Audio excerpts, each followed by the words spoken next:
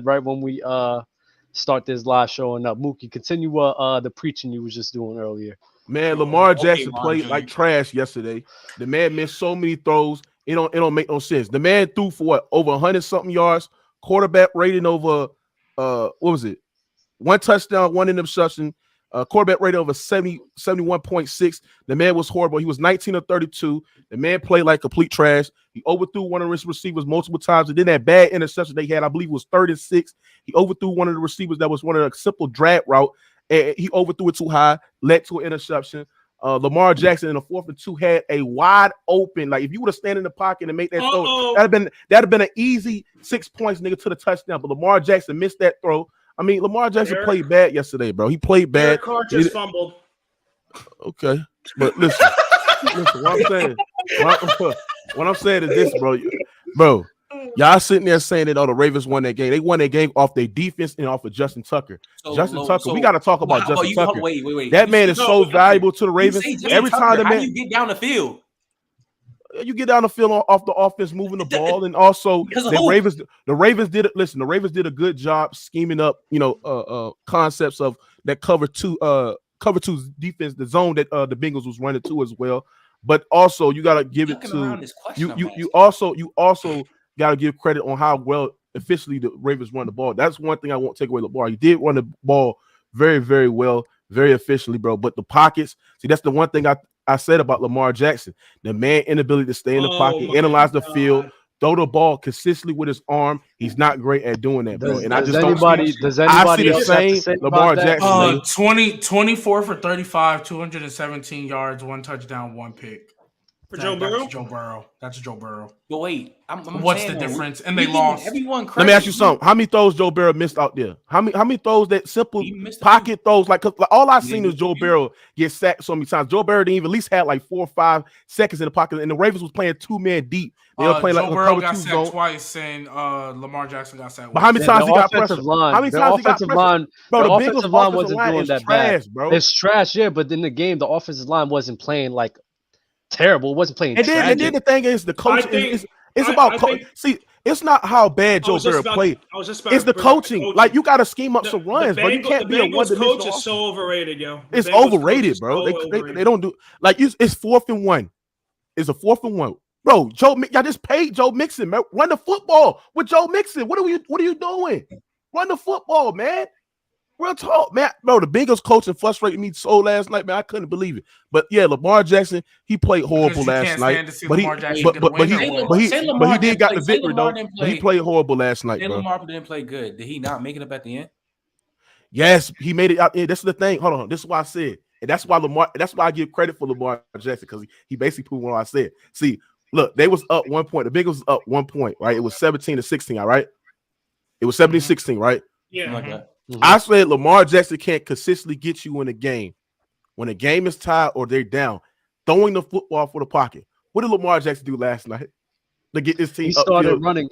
He started running. No, and I know exactly where you were going on with that. That man we also have running, to put it. We also have to put it into context. We also have to put it in context where now there is a couple of times where I would say in that game he overthrew. I think there was 2 instances where he overthrew his receiver wide open for touchdowns. But you gotta understand that the wide receivers aren't getting separation consistently. You feel me? And so hold on.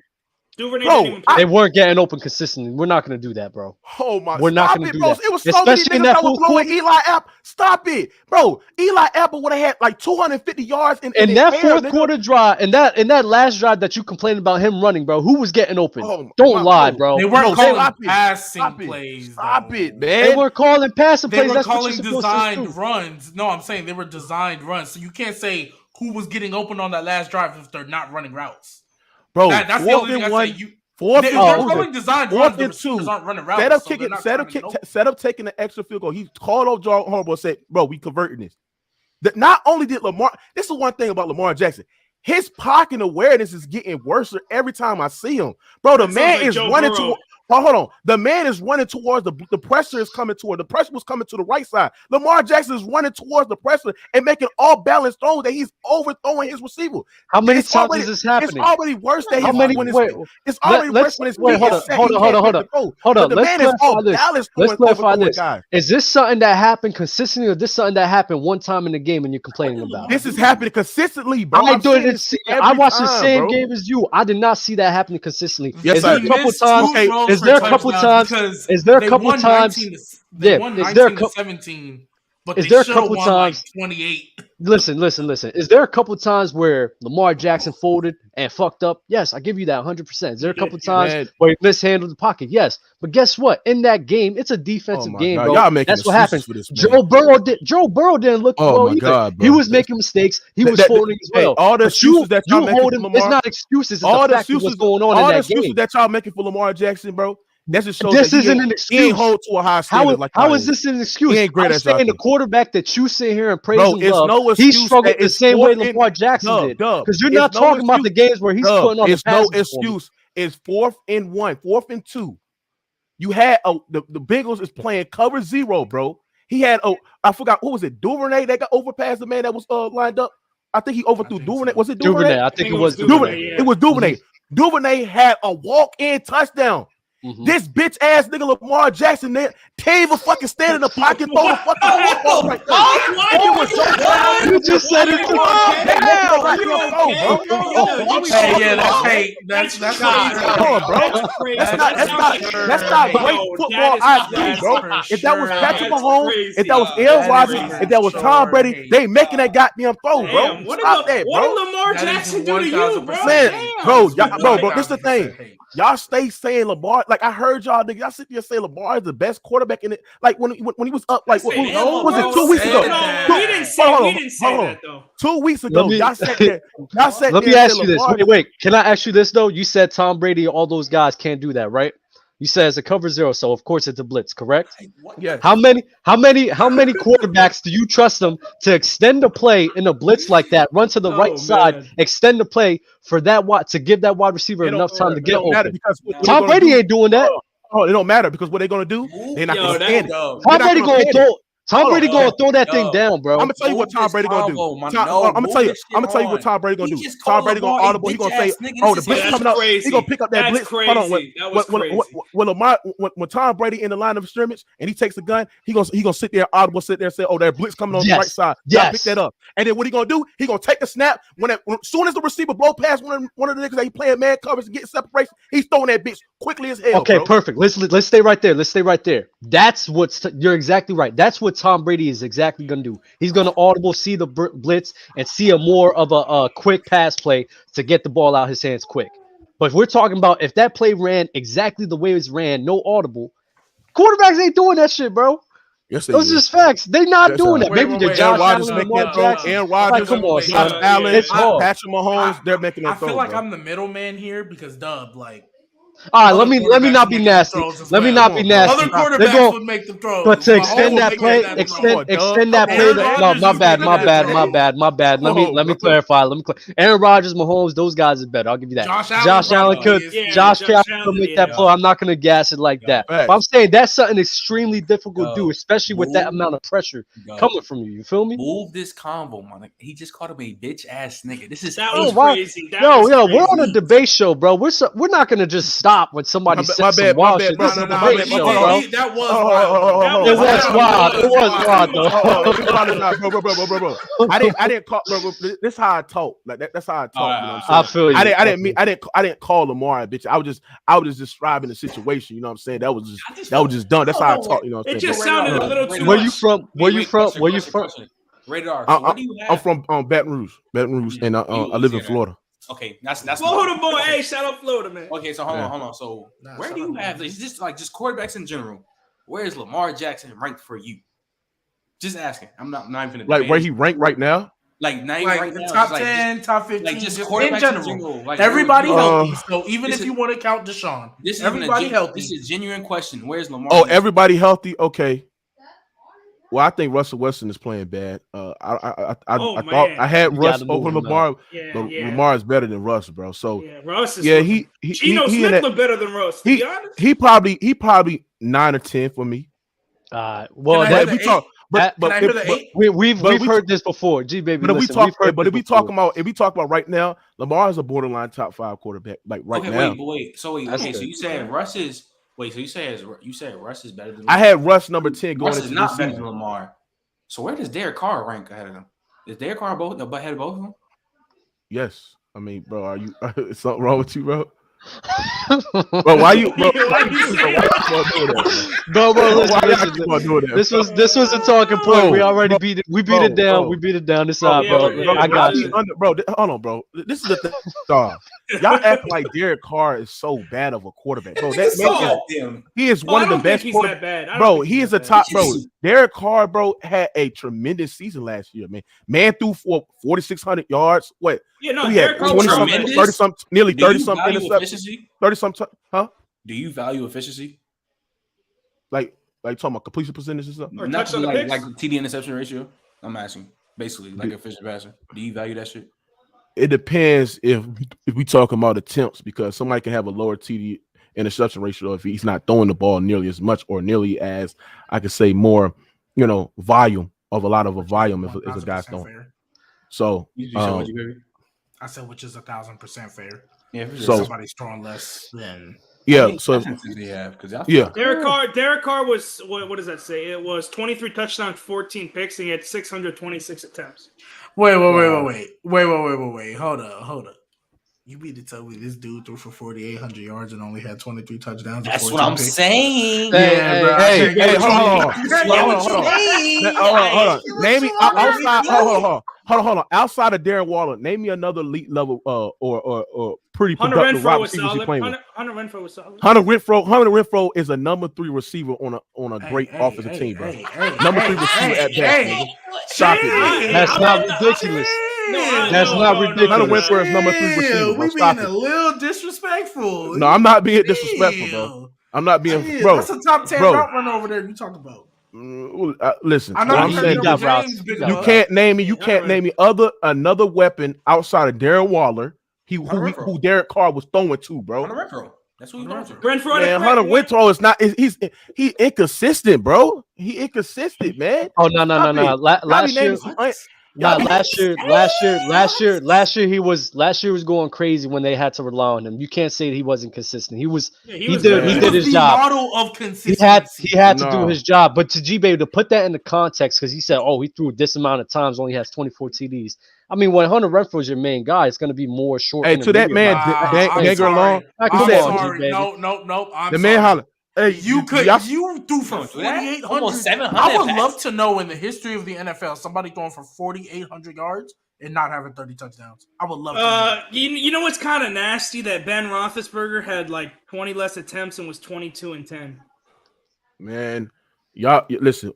It's not about stats. What I praise about Derek Carr, it's what his impact, what he brought to the game for the. Why don't you say the same thing about Lamar's impact? Hold on. Bro. Why y'all, bro? Can y'all listen to me, bro? Yeah, it's about the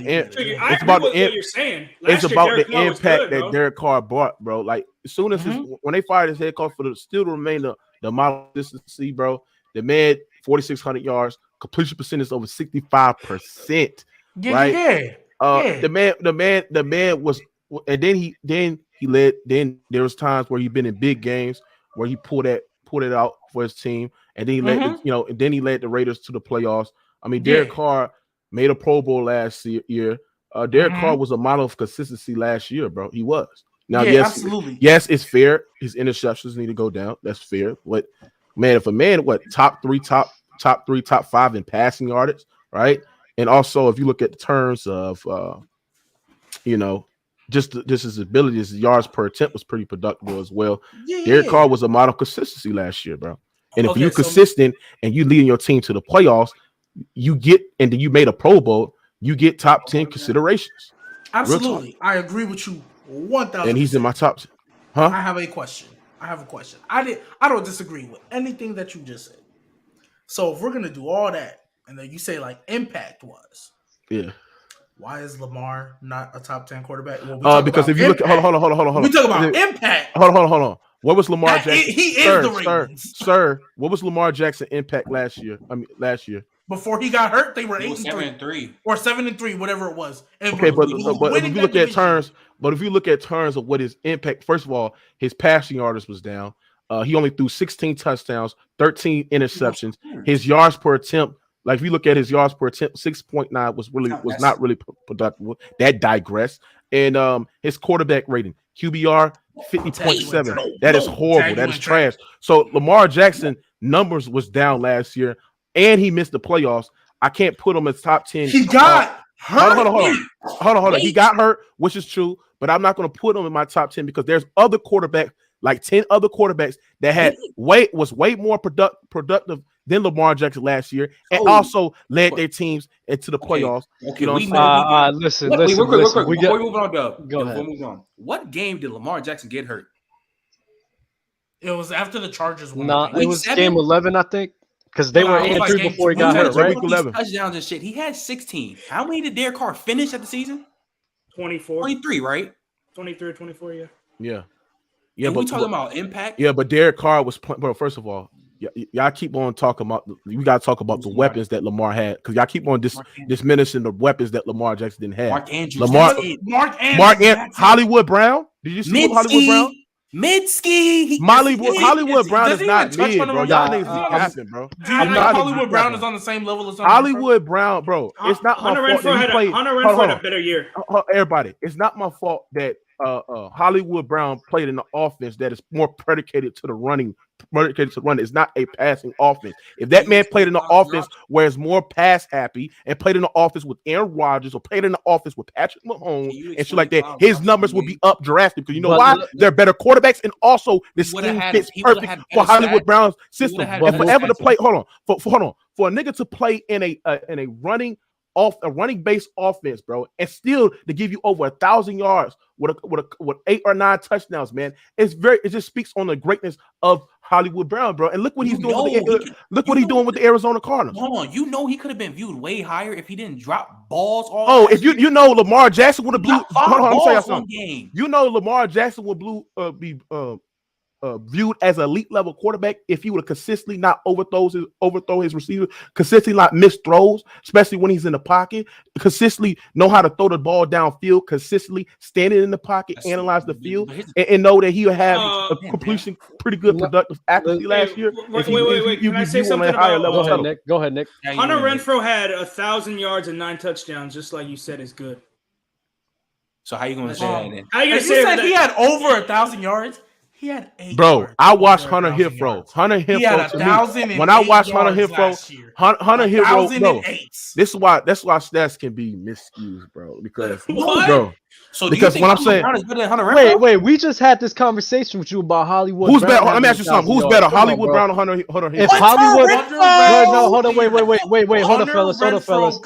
Oh my God. If Hollywood Brown is better than Hunter Renfrow, it's not by a wide margin. If you want to go this route. These niggas sat there and said it's barely the same. It's damn near the same because I'm on a new wave. You feel me? Hollywood Brown, bro. The thing with Hollywood Brown is he can't really be a one like that. I can't have him on my team as being the true number one of my team because I don't think he can handle those type of responsibilities. But I think it'd be a 2. You think Hunter Renfrow can be a number 1? I don't think both of them. I don't think both of them. Hey, at least Hunter Renfrow showed you that. I don't even think Hunter Renfrow. He did show us that. Hunter Renfrow not even a number 2. Well, as a number 1, they made it to the playoffs the same way that the Ravens did. As a number 1, they made it to the playoffs off his back. Hold on. Hollywood Brown at worst is a number 2 evil, bro. He's not a top 30 receiver. At worst, he's not a top 30 receiver. I just think that's who he is. I think he's just a number 2. I think if you put Hollywood Brown with Aaron Rodgers, Patrick Mahomes, Justin Herbert, Tom Brady, he'll be the same guy. He'll be the same guy. His numbers will be better. Now I agree. To be fair, Hollywood Brown has his flaws. He sometimes in games where he drop passes, but everybody has flaws. But Lamar Jackson flaws, bro. Oh shit. I mean, that's right there. Listen, we're gonna transition to the next topic, bro. We got a super chat here from Smudgy14, rated RB chatting, but Lamar clears that. I mean, hey, Smudgy, hop on the panel and I would debate you, bro. Why Derek Carr is better than Lamar Jackson? I will smoke your ass. We're going to set that up. But, without further ado, 20 minutes in the show. Welcome to another episode of Players Choice Gridiron, fellas. Glad to be a part of it. We got G-Baby, Trent, Nick, and Mookie in the building. Anybody got anything else to say? Go ahead. Great games yesterday. Shout out to the Saints. Yes, sir. Shout out to Taysom Hill. Touchdown, Taysom Hill. Taysom Hill was the player of the game yesterday. Yo, you want to send Taysom Hill to the Dolphins? What is every offense's goal when they start a drive? When they get that kickoff and it touches back, or they return. What is every offense's score? Oh, okay. That's what Taysom Hill was doing. So I don't want to hear nothing. That's Mr. Touchdown Machine right I there. can 2 rushing and a passing touchdown. So I'm glad you guys actually opened it up for me, because that's the first game we're going to talk about. It's the title of our video. Geno Smith didn't write back. He's possibly better than Russell Wilson. Geno Smith put on an amazing performance against the Saints. Nice. The Seattle and Saints game was a crazy one, 39-32. Really came down to the wire. Both teams really showed out. Taysom Hill had a monster performance. Alvin Kamara stepped up. Geno Smith played amazing. Tyler Lockett, DK Metcalf. I mean, it was just a great game to see, bro. But I just like y'all takeaway. And Trent, I'm going to start off with you. Or Nick, go ahead, Nick. I just have a question for my 2 Saints fans. So coming into the season, right, I was saying the Saints have a top 5 defense. What the hell is up with the Saints defense, though? That's my only question. This is the first week I would say it didn't look top 5. But our run defense is bad right now. This is like, I'm sorry, I don't care who they are. Rashad Penny and Kenneth Walker should not be busting out runs like that, like they Marshawn Lynch. They shouldn't. Our run defense, I would argue our run defense, like I would say Atlanta, we underestimated them. But I've seen the way Atlanta has played everybody else. So I'm like, I'm not really tripping about that one anymore. I think the Bucks, we held them in check. Just Jameis sold us. I think the Panthers overall, we held them in check. Just Kamara had a fumble that went for a touchdown, and again, Jameis sold us.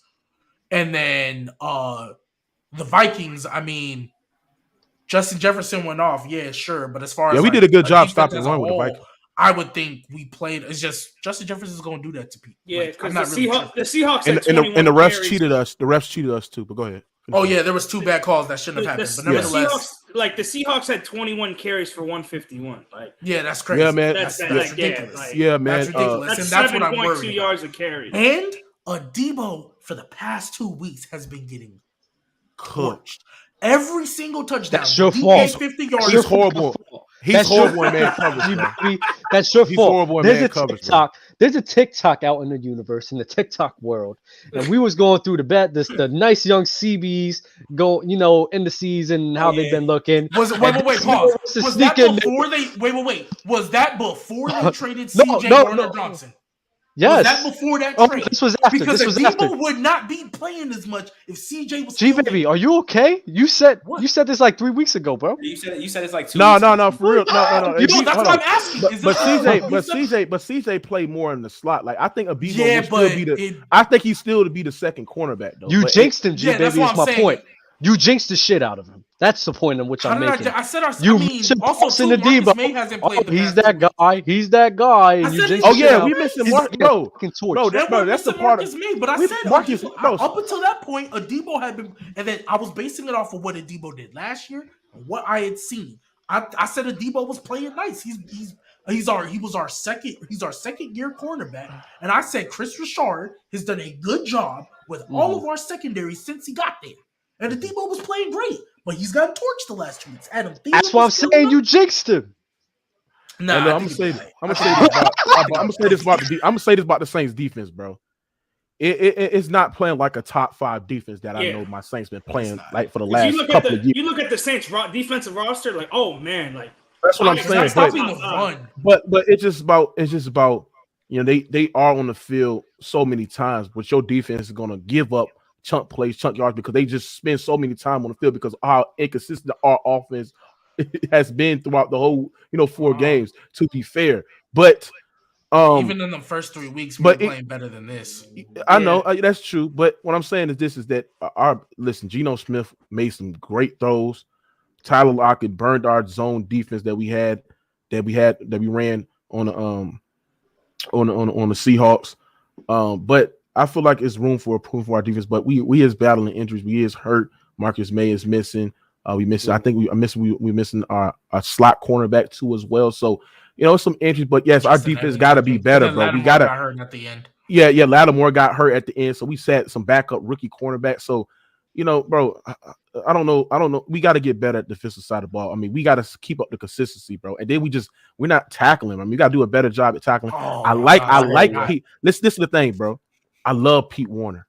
Absolutely. Hey, he gives me Luke Keithley vibes. You heard me? Mm-hmm. I mean, he's not there yet. No. I'm not saying he's there yet. He ain't strong as Hey, look, he's not strong as Luke Keithley though. He ain't big as him, but just the overall tangible, the way he can, read the defense and also be able to tackle, especially when it's like late in 3rd downs and 5. I like Pete Warner. Demario Davis, he's nothing but consistent. Yeah, bro, it's room for improvement from our defensive side of the ball. Only been 5 games. I think the Saints, to me, and this is the main thing about the Saints, they had identity issues on the offensive end. They don't know if they was a passing team. They don't know if they were a running team, right? And I just think that over the last couple of games against the Vikings, against the against the Seahawks, I think the Saints have figured out, bro, they have to win games running the football well, and then take your chances by throwing play actions, bro, and that opens up the field. You see what I'm saying? And what did Alvin Kamara do? He did a great job running the football. Once yesterday. they got him in the passing catching, catching out the backfield. Alvin Kamara, you know what he brings? Well versatile, bro. Taysom Hill, especially when we was in 3rd down, 3rd and 3, 3rd and 5. Teams are expecting the Saints. As soon as Taysom Hill lines up and take a shotgun, teams are expecting Taysom Hill to run the football on the right side power run. But Taysom Hill opening up, throwing the football. He opened up throwing the football. He just added another dimensional to what he does. Let's not do that. He only had 1 pass. I know he had one pass. One pass was a touchdown. But also, too, the reason why he's able to do that is because everybody knows he's gonna run that ball. Absolutely. Then that's what he did. He ran for 100. That's what he did. No, absolutely. And then I'm not gonna lie, Jameis don't need to come back. Rest up, Jameis. The offense moves so smooth, but Andy Dalton. See, here's the thing. Andy Dalton, he's not a type of guy that would just. I mean, it's a better fit with Andy Dalton because he's a guy that takes the short passes. He just makes veteran quarterbacks decisions, and that's what Andy Dalton is. He's a veteran quarterback that makes good decisions. I mean, he had 1 bad throw in the game. I mean, that was horrible, man. You should have thrown it more to the out of bounds play. Are you talking about the pick? Are you talking about the pick that he had? Yeah, I would kind of put it a little bit more in the corner, but you are right. He should have thrown it more outside. Yeah, the corner made the play, but he should have thrown it out of bounds. Andy Dalton's not going to lose you a game, though. Mm-hmm. Absolutely. Yeah, I think you guys all said a lot of good points. It's not like Jameis will go out there and lose you football. Wait, hold on. Yes, absolutely. He will lose you football. Lose you a game? Not like Jameis will. Is what I'm trying to say. I think.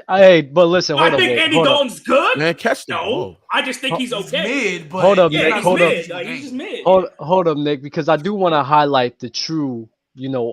What we should be talking about right now. I should have known not to get 2 Saints fan here at the same time, but that was my mistake. I apologize.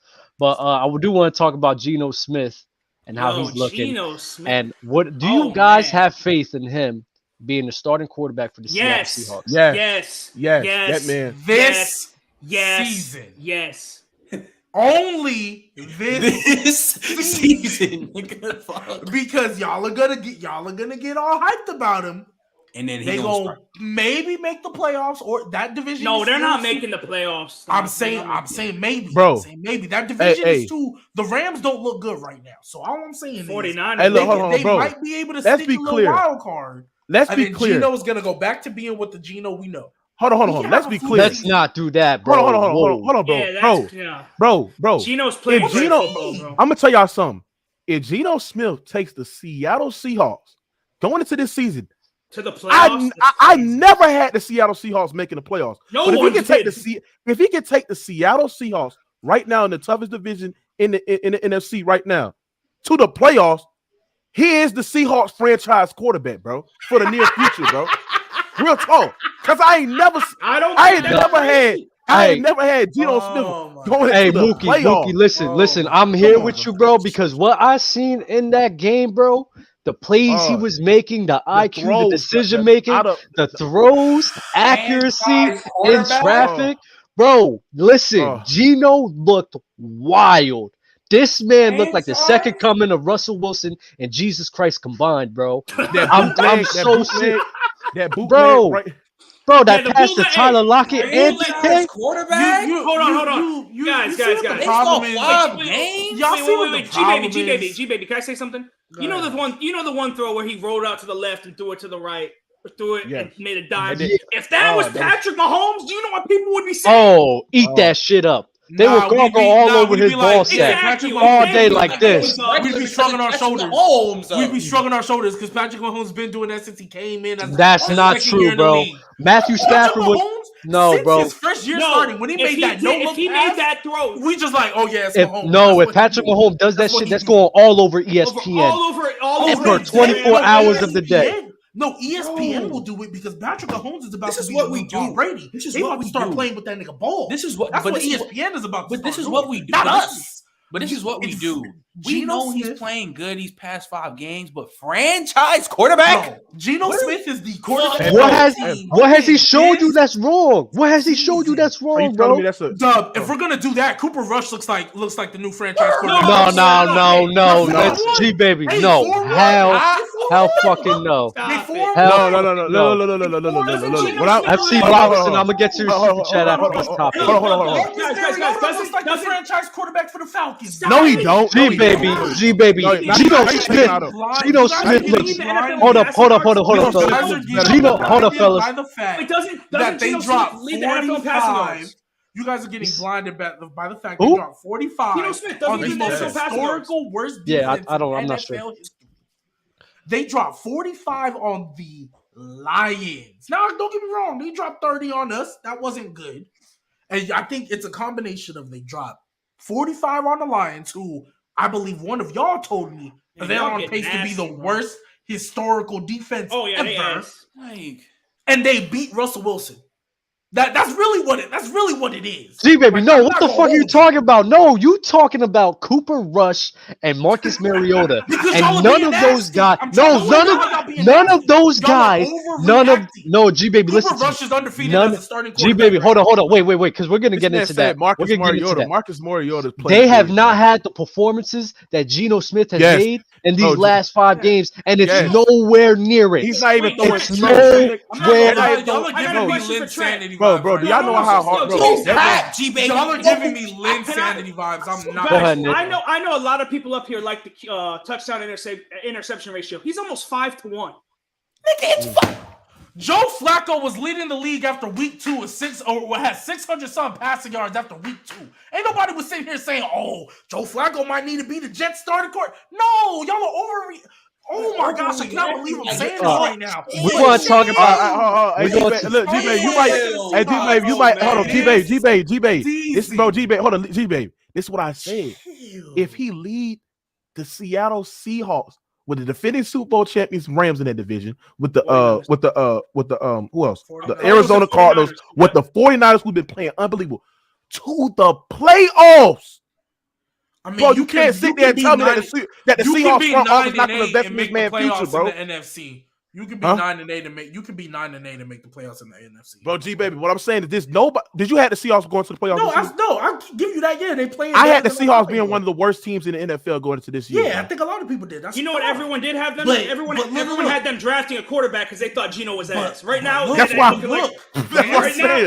now, the Seahawks ain't looking for a quarterback. Hey, if we're gonna overreact like that, Russell Wilson might need to retire. The way he's been playing, might need to retire. Elaborate more on that. Why would he retire? He's getting $265 million. Why would he retire? He's not good anymore. Bench him. Put him on the bench. You're not going to overreact like that. You're not going to bench a guy making $50 million. Smith is playing good right now this season. Is anybody worried? Is anybody worried about next year after people get film on him? Game, it's like, Geno's playing it's quality. an amazing game. Then he's gonna be Here comes Mahomes. Is anybody worried about Russell Wilson and the outcome of the Broncos and what's going to happen with them? The Broncos are cooked. The Broncos are done. I always said the Broncos are going. Oh man, Broncos. I still got them. Oh, bro, Trent, what you got to say? Hold up, let Trent go. I always thought people overreacted. You know, we had like OG come on here talking about some. They was a QB away. They was going to win the division. Like, my nigga, chill. Like, the whole team got a whole development shit like that. People are unproven on that team still. Like, I always had, like, they got Russell Wilson cool, but I always thought they was going to finish last. I still think they're going to finish last. Hey, as long as 15 is in Kansas City, the division runs the division's going to run through them. What they'll do? Yeah, Pat Mahomes. MJ fucking Mahomes, baby. King of the division, baby. You know what I'm talking about? But I like to get into this. I like to get in the super chat that MC Robinson provided earlier. Shout out to MC Robinson, man. Love MC Robinson for real. We got a problem in Dallas, Texas. Them Cowboys might stick with Cooper Rush for the season over Dak Prescott. I don't think they'll stick with them. I need to know. Is this the way to go? As a starting quarterback. I was overreacting with Geno Smith. They beat the Rams. They beat the Rams, and they beat the Bengals. Yeah, let's not do that. Let's not do that. Hold up, it's not even being nasty. It's just when we look at the way in which Cooper Rush played and the way in which Geno Smith played, it is night and day. Thank you, Dub. Night and day. Screw that. Come on, G baby. Me and you agree with this. We don't say that win-loss shit determines a quarterback, right? Cooper Rush was 10 for They're winning off of the Cowboys are winning off of the backbone of their defense, son. They're not winning off the backbone of Cooper Rush. Cooper Rush had threw 16 passes last game. Was 10 for 16, 100 yards. Bruh. Y'all, Geno Smith, 195 yards, 2 touchdowns. 197 yards, 0 touchdowns and a pick. 325, 2 touchdowns and a pick.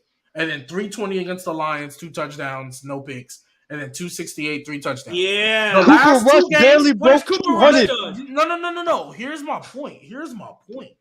Like, we've seen too many times throughout the course of an NFL season, some people can get hot and hey, they might have a good year. But Geno Smith came into this league in 2013. It's 2022. It's not even 5 games. 3 games are changing y'all's perspective off a whole career that he's shown you? If that's the case, Ryan Fitzpatrick. No, wait. Remember Ryan Fitzmagic? Everybody knew who he was when he was having a great season, right? But everybody still knew who he was. Ain't nobody said Ryan Fitzpatrick was no franchise quarterback. Y'all are saying Geno Smith is now a franchise quarterback. Let me remind y'all what a franchise quarterback means. Somebody who you trust to lead you to championships, who can be the starting quarterback of your team for years. Geno Smith already been in the league 9. And y'all sitting here trying to say, all right, so by your logic, Nick, off of 3 games. No. Let me ask you something. Off of 3 games. 3 games. I hear voices in my head. Geno Smith is coming like the Undertaker, the Randy Orton, bro. He's a legend killer. He beat already. He's gonna beat all y'all favorite QBs. By your criteria, hold on, G-Babe. By your criteria, Nick Foles is a franchise quarterback. No, but he led the Eagles to a championship, though. Yeah, he let him go. Oh my gosh. Okay, my bad. I didn't say. Also, I got a question. I apologize. Is Derek Carr a franchise quarterback? He's been in the league 8 years. Because also too, I apologize. Let me correct myself and fix myself.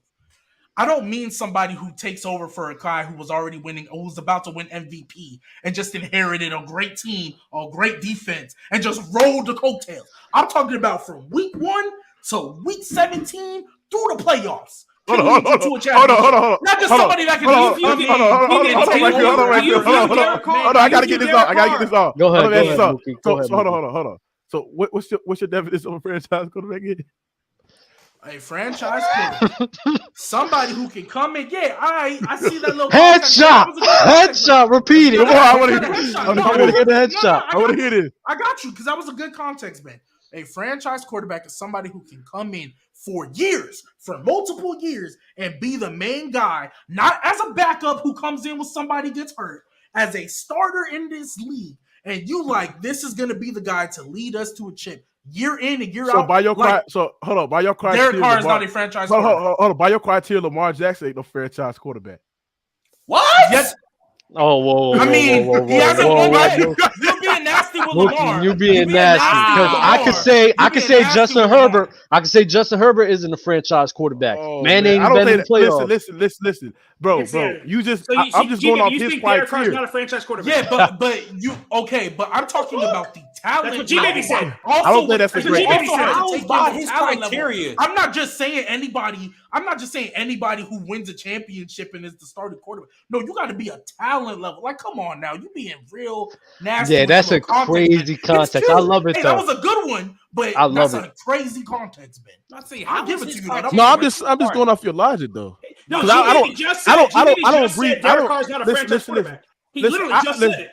Listen, I don't agree that that's the definition of what defines a franchise quarterback, bro. They got to lead a team to a championship. I don't think that's a what good is a one. franchise quarterback? Is Dak Prescott a franchise quarterback? I think a franchise quarterback is somebody that can remain consistent, that can lead his team to wins, and also lead his team to the playoffs consistently, and also. So then how is Lamar a franchise? But how the hell is Geno Smith a franchise quarterback? Bro, I said, bro, hold on, bro. Did I ever? Hold on, Nick. Hold on, wait. Hold on, fellas. Nick, Doug, you Doug came here and said that. Hold on, Nick. Bro, Nick, hold on, let him get this off. Did I ever say? Hold on. Did I ever say Lamar is not a franchise quarterback? Lamar's a franchise. Lamar's a franchise quarterback. I was sitting there and said, by your criteria, he wouldn't be by your criteria. But you just said a quarterback that can consistently, keyword consistently, lead your team to the playoffs. And win games. But I sat there and said this, G-Baby. I said, if Geno Smith can lead the Seattle Seahawks, win games with him performing well to the playoffs, right? Mm-hmm. Then I think Geno Smith will be looked at to the Seahawks organization as a franchise quarterback, bro. When he leads them to the playoffs, I didn't say he's a I didn't say G-Baby. I didn't sit there and say, oh, Geno Smith is a franchise quarterback. Now I said if he lead the Seahawks to the playoffs, win games, and then come into next year, the Seahawks organization will look at him as a franchise quarterback. Go ahead, rated R. Wait, you said consistently. That would have been only one time. But look, that he's led a team to the playoffs. Hold on, go ahead, rated R. Wait, can I say something? Talk. Go ahead, Nick. Because hey, what Mookie just said. Let's say the Seahawks do go 9-8 and make the playoffs. The Seahawks won't take a quarterback with their first two picks. They won't. And everyone had them. All the Seahawks fans talking about, oh, we want Bryce Young. He looked just like Russell Wilson. Okay, they won't do that. They'll wait for the next year to see how he plays again. So then my following question would be, do you think just because a franchise looks at somebody as a franchise quarterback, that means they are one? That's a yes or no question. If a franchise looks as a guy, if a franchise looks at them like, you know what, you're going to be our franchise quarterback, does that necessarily mean they are one? Yes or no? No. But he would be their franchise. They think they are. They're running the team, so technically for them, they're their franchise quarterback. Yeah, bro. I think if G-Baby, think about this. If Geno Smith consistently throw for like what he had, like 350 yards, consistently be in that range, and then lead the Seahawks to wins to the playoffs. But bro, you can't sit there and not deny Geno Smith, bro. Yeah, but they're 2-3 right now, by the way. Yeah. But so they don't even have a winning record. Okay. I'm not calling him. Hold on, G-Baby. I'm not calling him a franchise quarterback. Don't just make that clear. I'm not calling him a franchise. I said if he do that. If he do that, he's a franchise quarterback because I know that he can win with just little less. And if you add more weapons to what he's doing right now and leading his team to the playoffs by winning and putting up productive stats, yes, he's a franchise quarterback. So was Baker Mayfield a franchise quarterback when they made the playoffs? Is Jimmy Garoppolo a franchise quarterback? For G-Baby. G-Baby was Jimmy. Okay, was Jimmy G a franchise? Jimmy G. Listen, I think Jimmy G can win, but if you're talking about he's a franchise quarterback, yeah, I mean, why would he be not? Baker Mayfield, they made the playoffs. They won 10 games. Is he a franchise quarterback? You can clearly see he ain't a franchise quarterback no more. Nah. No, I'm saying at the time. Oh, no, at the time. Yeah, but hold on, but here's the thing. Jim, hold on, here's the thing. They were loving Baker. Hold on. Watch this. Watch how I split up on it. Jimmy G lead his team to the playoffs consistently through the championship. Baker Mayfield. How many times Baker Mayfield led the team to once? What? Well, okay, so after one time, no, he's not a franchise quarterback, nigga. Okay, so because he led the team to the playoffs once, you're saying that's not enough. He wasn't a franchise quarterback. Yeah, but if they made the playoffs, if he made the playoffs, hold on, that would be one. Bro, you gotta listen to what I'm saying. G-Baby, you gotta listen to what I'm saying. If Baker Mayfield, if he would have did it, what was the year that they made the playoffs? 2020. Yeah, that. It was 2020. Baker Mayfield had an opportunity to lead his team again. And it looked like right now he's not going to lead his team to the playoffs now because he's in the NFC Championship South.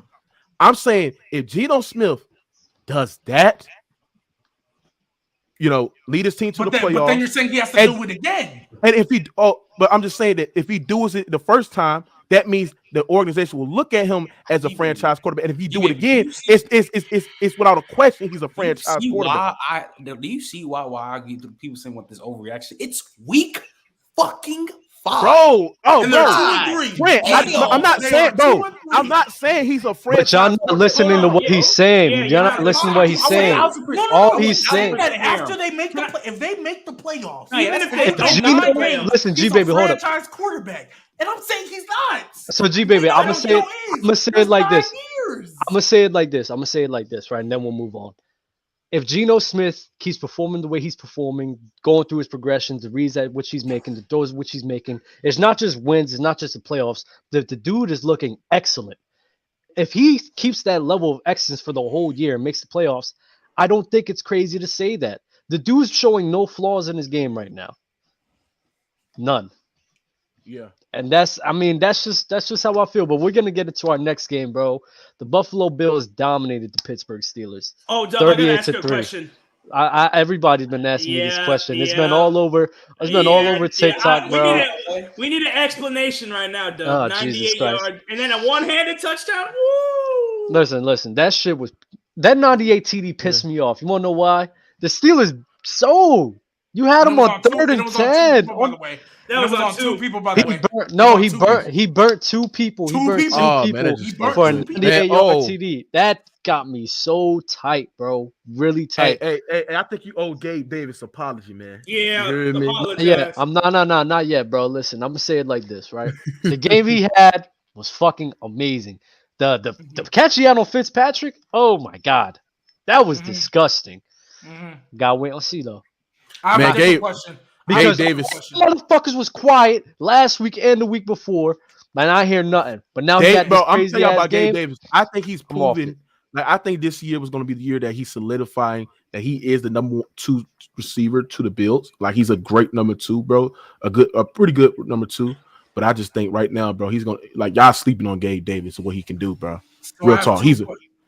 So then I think 2 questions. One is for Dub. One is for Rated R. So Dub, are you ready to say that the Bills are better than the Bengals? Because you swore up and down that the Bengals were clear. That the Bengals were better than the Bengals. I'll say it. The Bills look amazing right now. I gotta say that. Glad you finally brought that back. Rated R. Is Gabe Davis better than Hunter Renfrow?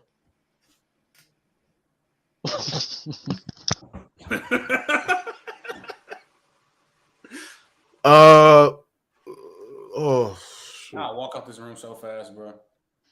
I don't know. I think I don't know. I think it's close, but if you want to go to 100, if you think it's close, why do you think Gabe Davis can be a great number 2, but not Hunter Renfrow? MBRK, I love you too, bro. Once again, bro, that's why I say it's all about. Hold on. It's all about schemes and also all about personnels. And I just think that what Gabe Davis playing style results in him being a pretty good number 2, bro. God. Like Hunter Renfrow is pretty good. He's okay. He's nothing special to me. You know what I'm saying? If you think he could be a number 2 at best and number 3 at worst, I mean, I'm not going to argue, but I just think Gabe Benson at worst, number 3, but number 2, he's just like at the number 2 receiver. I think Gabe Davis is productive, bro. And then he gets up in big games. You know what I'm saying? He shows out in big games. We just seen it in the playoffs, and we seen it against a game against the Steelers where y'all sitting there saying on this panel that they had the best defense, which that is, crazy to me. But Who said who has the best defense? I don't know. Last time I was there, somebody said the Steelers should be mentioned as the team that has one of the best defenses. When healthy, they do. Yeah. When healthy, yes. No, they don't. And that's exactly what I said. When healthy, they are definitely in that conversation. When healthy, they are best top defenses. 3, top 5. They're not. They're not better than the Bills. They're not better than the Cowboys defense. Hey, the way the Cowboys, I was just. And they're not better than the 49ers defense, bro. They're all top 5. I think they're all top 5 as well. I think they are. And and listen, you gotta understand too, like, you know how hard it is for a defense to stop such a high-powered offense when your offense is not doing shit as well. 3 and outs, punting the ball. It's not getting anything done. Like, it makes the defense it makes it so tough on your defense to excel and stop the Bills. Like I said, Josh, he called another TD. Third touchdown.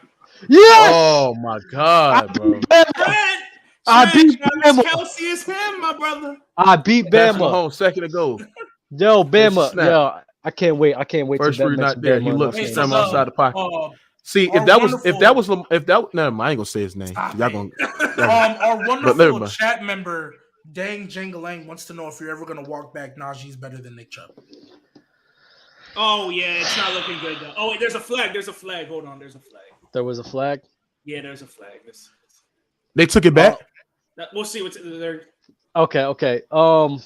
Travis Kelce's going bananas. It might be on the Raiders. Yes. I need it. Best tight end in the NFL, best quarterback in the NFL. They got the best duo, bro. So that Najee Harris. Best duo in listen, that Najee Harris clip, you got to understand it like this, right? So it was on the Raiders. It was on the Raiders. I love Najee. Nick Chubb's been looking wild. I'm not even going to lie, bro. But this is what I got to say. You want to say Chubb is better? That's cool. Chubb is S tier. That's amazing. But give this man Najee an offensive line, bro. Facts. I'm telling y'all, this dude is no. Stop. Bro. No. Dub, because I remember running back. I remember. I don't even got to remember the TikTok. I remember watching it live. You tried to diminish Nick Chubb because you said, "Damn, Nick Chubb, is it really you?" Or is it that offensive line? Because I seen Dearness Johnson come in. G-Baby. And he looked just as good as Nick Chubb. But now you're trying to say, what happened. But now you're trying to say, we gotta give guys a good O-line and they'll produce more. When Nick Chubb had a good O-line, you were using it to knock him. So I don't want to hear that. I don't. What you mean? Because you mean? You used a good O-line to knock Nick Chubb. You said Nick Chubb, I don't know if it's you or if that O-line is just that good. That's what you said. You're right, and he's proving me wrong. He's proving me wrong by being so excellent. There's nothing wrong with that. He proved me wrong. It's fine. It's okay, bro. And I'm saying for Najee, I'm saying with Najee Harris, I'm just saying with Najee Harris, bro. You know how many times this man gets stopped at the line of scrimmage because the blockers ain't doing shit? You know why I don't want to hear that shit? Happens all the time. You know why I don't want to hear that shit? Because the nigga I fuck with, number 26, he do that shit every day of the week. He does. Why are you talking about the best running back? Why are you talking about the best running back in the league? Like he's the best. Now he's the best running back in the league. That's not good. Hold on. That was saying CMC better. Now he the best. Time out. This is why I say, yo, y'all piss me off. Y'all piss me the fuck off every time because it's like y'all don't hear what the fuck I be saying. I told you all the time. I said, yo, Saquon Barkley. I even agree with you. The year he was healthy, he was the best running back in the fucking league. That's what I said. As a rookie. Yes, but when I was being objective when comparing CMC to Saquon Barkley and when they was both battling it through injuries, I was being objective and saying, well, when CMC was playing, he played better than what Saquon was playing when he was playing his games while hurt. That's all I was saying. But I always was not mad at you for saying that Saquon was the best running back in the league. No, I'm not. Here's my thing. When we talk about the running backs, like that's what separates them. Like Nick Chubb, his best year, his O-line was ranked like 31. Can I ask y'all a question? Y'all think Alvin Kamara had the best case of being the best running back in the NFL? Fuck no. But I don't think he's ever had a case. Has he ever had a case? If they gave him more carries and they used him like these other running backs, hold on. I think he would be viewed higher. But because they don't, they don't be number one. Yeah. But he's top 5. Are we serious? Kamara's top 5. He never had a case for being the best. Fuck no. I don't think so. Bro, you have Derrick Henry, CMC, Saquon. What year rated R? What year? What year we talking about? That year. What was it? It was that year that he had like 5 touchdowns. I think he had over 1,000 yards rushing yards. I believe was it 1,000 yard rushing yards? He had 800. He had 800. I think. It was 800. Then he had. Give him the ball. They don't. Hold on. I'm gonna show you that year. I think he had 800 the most. They don't give him they don't rush him like they do like the Giants do with Saquon. No, they use him in. He gets a lot of catches out the backfield. They use him more of like CMC. He had 900. He had 932 in 20. Yeah, 2020. Yes, 220. Like if you look at how much yards he had in the rushing and in the passing. Yeah, that was the. And then he had. Hold on. Derrick Henry had 2K that year. Then hold on. That year, that was that year, 2020, because that's the year that he had like 7 rushing touchdowns, the most rushing touchdowns. He tied. He had 16 rushing touchdowns. Yeah, but then in the game against the Vikings, he had like 7 rushing touchdowns against them at Christmas. That was the year that he had over 932 yards, nearly 1,000 yards. He had 16 touchdowns, and if you look at the pass, he had 83 receptions. I think that season he led the NFL in reception yards for a running back, and he had over 756 receiving yards, bro, with 5 touchdowns. I think Alvin Kamara that year had a best case of being the most versatile running back in the NFL, and I just think that he was one of the best, bro. You can be the most versatile, but he was not the best. Okay, you can say Derrick Henry for 2K. Well, hold on, but here's the thing. Derrick Henry was the best. Hold on, but here's the thing. And we talking about catching out the backfield, running between the tackles, pass blocking. Then he's very similar and very dangerous and slippery out in open space. You telling me that Alvin Kamara did not have a great case that year of being one of the best running backs in the Stop it, bro. What are we doing, bro? Stop this, man. I'm not gonna hold you. Kamara is more versatile than Derrick Henry. Derrick Henry's a power running back. He's a north or south runner, bro. In 2020, but then here's the thing. Here's the thing. When you stack the box, hold on. When you stack the box, hold on. When you stack the box against Derrick Henry, bro, what else he's a threat at? When you stack the box between his motherfuckers. What you're saying, I totally agree. I always say Derrick Henry's weakness is that if you can go east and west, he's not that effective. But in 2020, he ran for 2K point blank. Rated R. And he averaged 5.5 yards a carry. Okay, that's cool. That's cool. But I like listen. I don't like consistently been top 5 though. He's consistently top 5. I like running backs like Christian McCaffrey, Alvin Kamara, Saquon Barkley, guys that can do everything as a running back. That can catch on the backfield, as dangerous in open space, that can run between the tackles just as Derrick Henry is. And they're not a better physical running back than Derrick Henry. I'm talking about in terms of running between the tackles, but I like versatile running backs, bro. That is dangerous in the backfield and is dangerous in running between the tackles as well and getting up head of steam, bro. That's what running backs I like. So by my logic and what I would take, I'm out that year. I had Alvin Kamara as the best running back in 2020. I'm not gonna hold you that year. Derrick Henry, Dalvin Cook, and Nick Chubb all had better arguments than Alvin Kamara. I'm not gonna hold you. No, they did not. No, they did not. Dalvin Cook, yes, 1,500, 16 touchdowns. Okay, Derrick I give you that. I give you Dalvin Cook. It was a debate between Nick Chubb and Kamara, but Nick Chubb. Oh my God, it was not no debate, bro. Nick Chubb only played 12 games. Oh my God. Nick Chubb only played 12 games and he was averaging 5.6 yards a carry. Yeah, but what was he averaging out in the backfield? How many yards did he have? 1,000? He had 1,067 in 12 games. Receiving yards? Oh, receiving yards. I'm just looking at the rushing yards here. I don't know what Cups of the Rose. Because that's the thing about Alvin Kamara, bro. What makes him so great is that he's a threat on the backfield, bro. Like you can line him up. That's why I said him and Nick Chubb were close, but the other two, Dalvin Cook, and this is when Dalvin Cook was getting his receptions out the backfield too. I like running backs. I'd like to transition to our next game, man. There was an upset game that happened in London. Green Bay lost to the New York Giants. New York Giants put on a great performance, man. What do you guys take about this? You guys believe the New York Giants are contenders or the Green Bay Packers are pretenders? I'm going to start off with you. Duncan. Where's Fluent where you need him? Because didn't he say, what about what's his name? Tegan. Didn't Tegan say he got 3 wins? God damn, Tegan. We're gonna be the worst fucking team in the league. Damn. Hey, can J-Rob come on? I wish J-Rob was here. So where's J-Rob at? We can talk about how Aaron Rodgers had a 17-point lead. No, this what we needed. We needed and folded. Yeah, Rodgers folded. G-Baby. Don't troll because the niggas were selling him. But okay, you can say he folded. That's fine. But put some fucking respect on Daniel Jones, bro. All y'all niggas always talk about all this bullshit. All this shit. Daniel Jones playing like a top 20 quarterback. He's playing great as fuck. He's playing good, great. For sure. And I see people do that. Praise our Lord and Savior. Praise our Lord and Savior. Saquon Barkley. Saquon Barkley, best running back in the NFL. Yeah, currently, yes, he is. There's nothing Saquon Barkley can't do. I'll say it every time. Can you tell me what great means to you, Trent? What?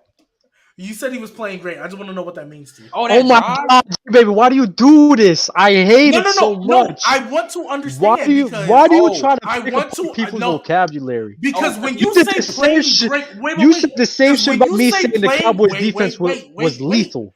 When you say he's been playing great, and I see. No, I said he played great. He played great. No, you said he's been playing great. When you talk about my fault. I'm gonna say he's played great. He played great that game. Like that drive he had when he went like 8 for 8. Where we had my guy David Sills and Marcus Johnson. Like my boy Marcus just got picked up from the practice squad, my nigga. Like I mean, 8 for 8 on that drive was cool. Saquon, the defense. I just want to understand because I feel like sometimes. Bro, Sosa, ain't nobody worried about the damn Cowboys, bro. We talked about the Cowboys already, bro. I'm an Eagles fan, bro. I'm not trying to hear that shit. When you throw out words like great, it's just like. Okay, we talked about great. Other people. You know what I mean? Great. And it's like, if you're going to start putting them up there. We argue semantics. You know, that's what I'm just saying. That's why I want to confirm because. But anyways, we form one right now. The NFC East is looking like what the AFC West is supposed to be. Huh? Sorry? Are you crazy, Sosa? I'm sorry. That's this guy.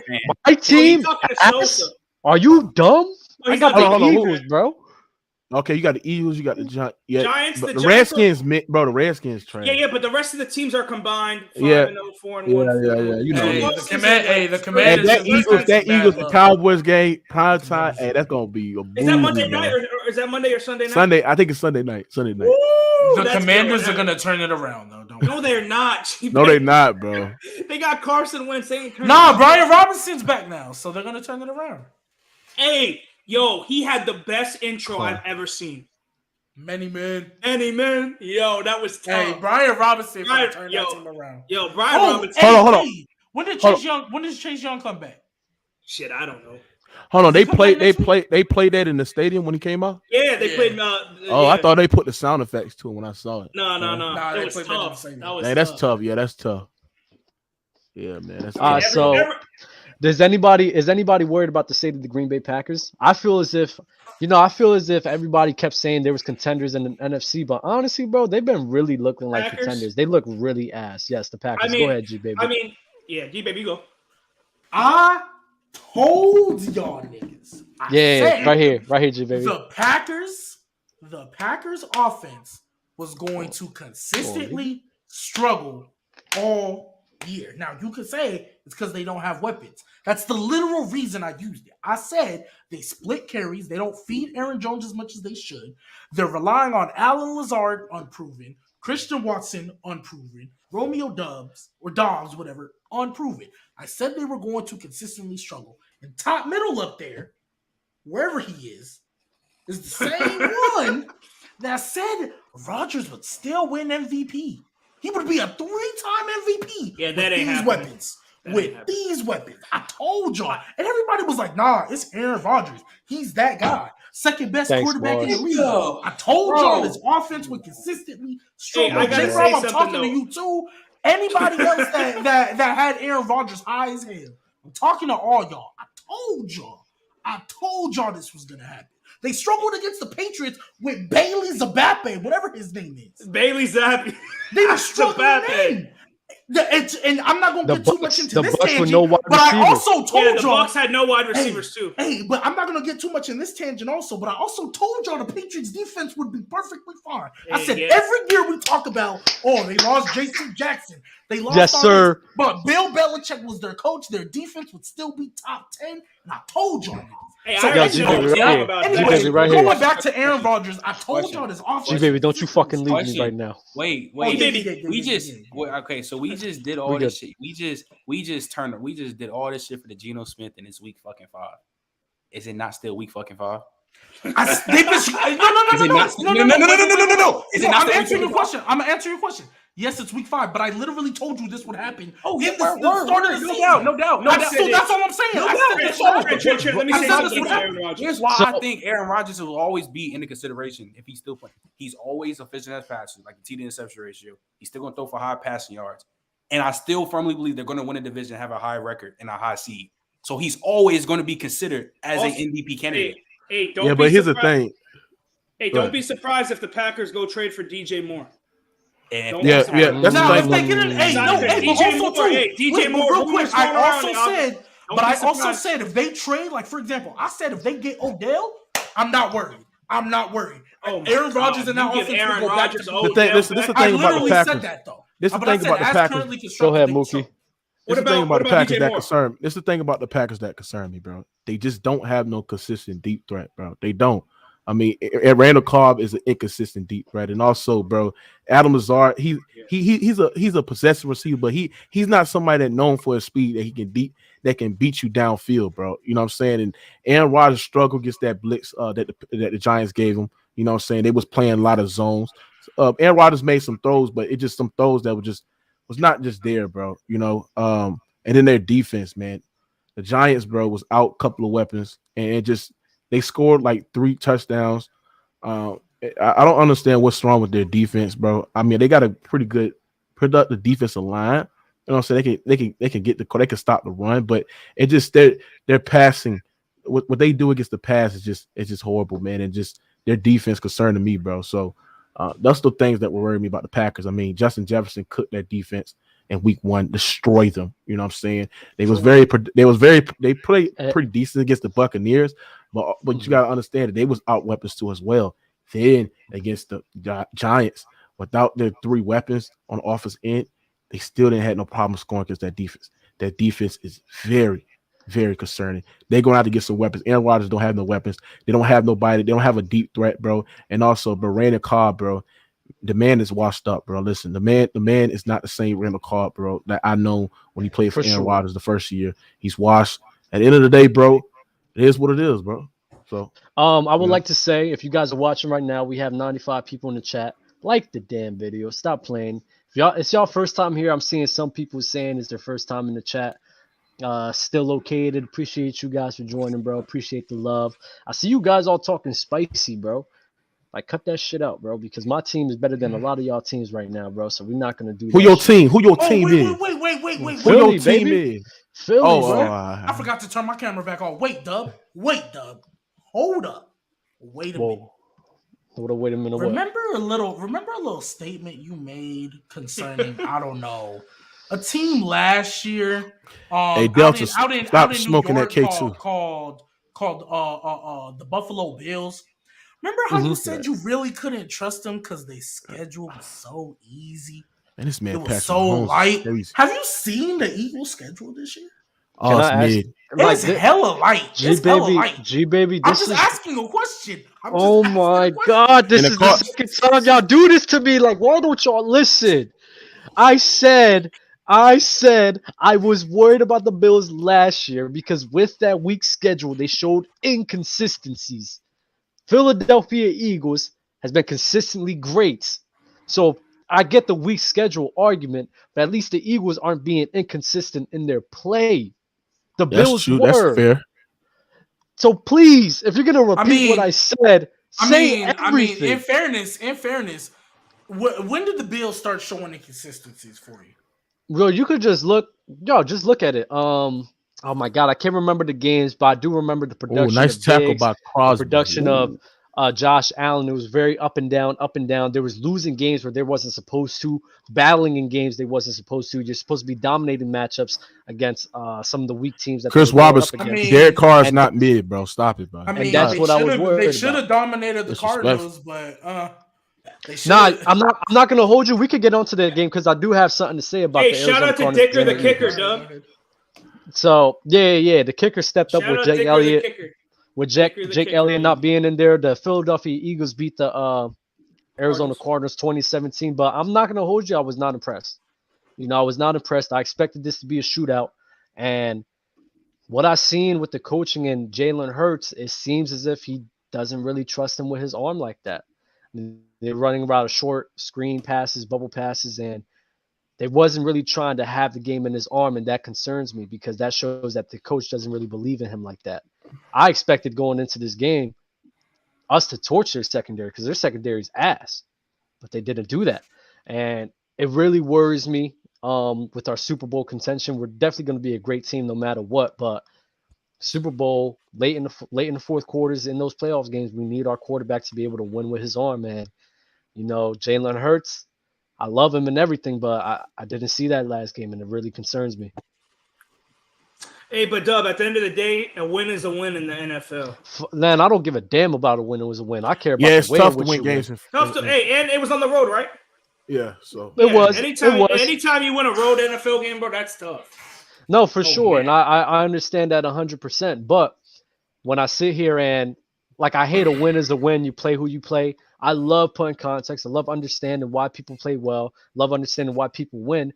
And if they're not winning the way I want, I'm not gonna like it, and I am gonna express how much I don't like it. Go ahead, G baby. Hey, big game this week, because that's why I want to know what are we going to do. Like Dub, you've already clarified.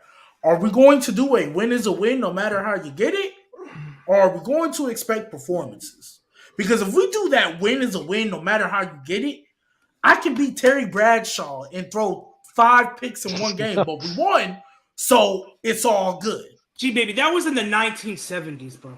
Okay, I can be Ryan Tannehill. Yeah, it's different. It's a different era. But win a game. Hey, but G baby, that's what I'm saying. But no, G baby, that was a different era. G baby, you're not gonna do this because aren't you someone who has Jimmy G top 15? That's what I'm saying. I'm asking y'all because me personally, I'm in the middle. I'm dead smack in the middle. It matters how you play. But yes, at the end of the day, a win is a win. And if you were consistently the quarterback, or you're in an important position for that winning, or whatever the case, so you're there. Like I'm in the middle though. I'm in the middle because I also kill Aaron Rodgers when I have certain expectations of you, and you fall short of that. But it's like either one day it's like, oh, you got to do this, and that, and then another day it's all, oh, it doesn't matter as long as you win. What do you play football for? To win the game? Like, and I hate that shit. And I hate that shit. I hate those winning arguments. But G baby, G baby. I mean, I hate them. They just out of proportion. That's J Rob. That's Fluent. That's Bama. So you're picking the fight with the wrong people. We got to do that whenever they're on the show because I hate that. I hate that argument too. I think it matters on how you win. I think it matters on what you do on opposing defense. I think it matters in the context of what led your team to a victory. I can't just sit here and say a win is a win when like Patrick Mahomes losing to the Buccaneers in the Super Bowl. I can't use that against Patrick Mahomes just because he lost. Because you got to understand it lacks so much context. The dude was running for his fucking life the whole entire game, and you feel me? He had no offensive line, and we seen what happened after that game. They've been fucking them up every game. Every game they've been seeing each other in the regular season. So things like that, you lose, and we got to hold that against you. It's just. It lacks. Yeah, because if we're gonna use that, like when people sit there and say like the head-to-head matchups is what determines who's a better quarterback. What's that?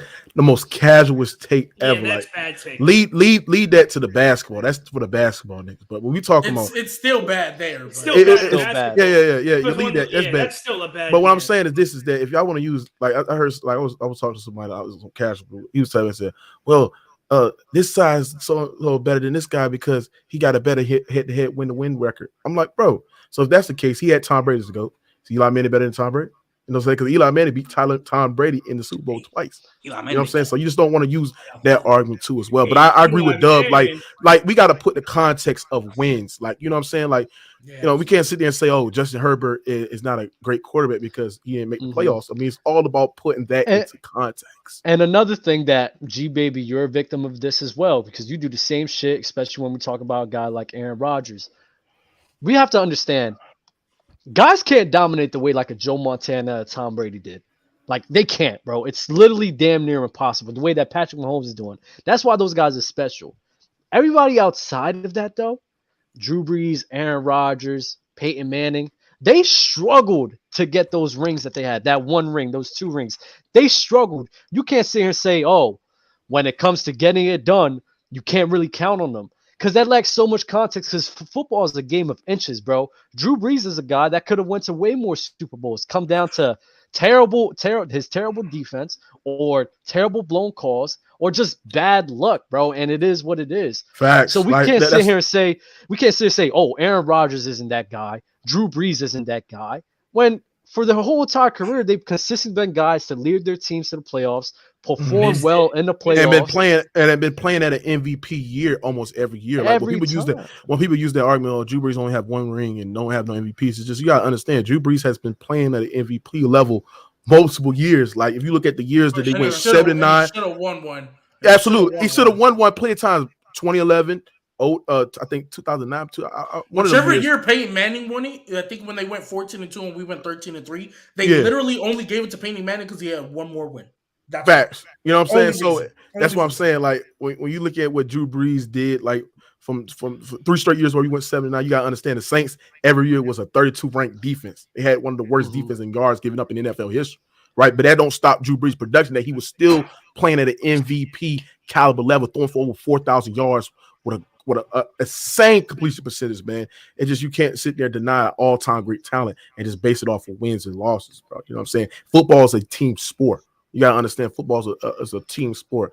You got to understand it's about the schemes, about the formations, about the defense. You know what I'm saying? It's about the overall production that you get. And sometimes you lose games off of one call or one blown pass or one mistake. Saints fans would know. Saints fans would know. Oh my God! So many times we got robbed, bro. Aaron Rodgers wouldn't beat Tom Brady of the Bucks if Alan Lazard looked for the RPO and actually kept his eyes up, because the ball went right over his head and he could have caught that shit for a TD. Like, there's plays like that could just lose the game. So it's tough for me to sit and say, Aaron Rodgers, you're not really that guy. You lost to the Bucks and Tom Brady threw 3 picks. There was a deciding factor in that game that a wide receiver blew.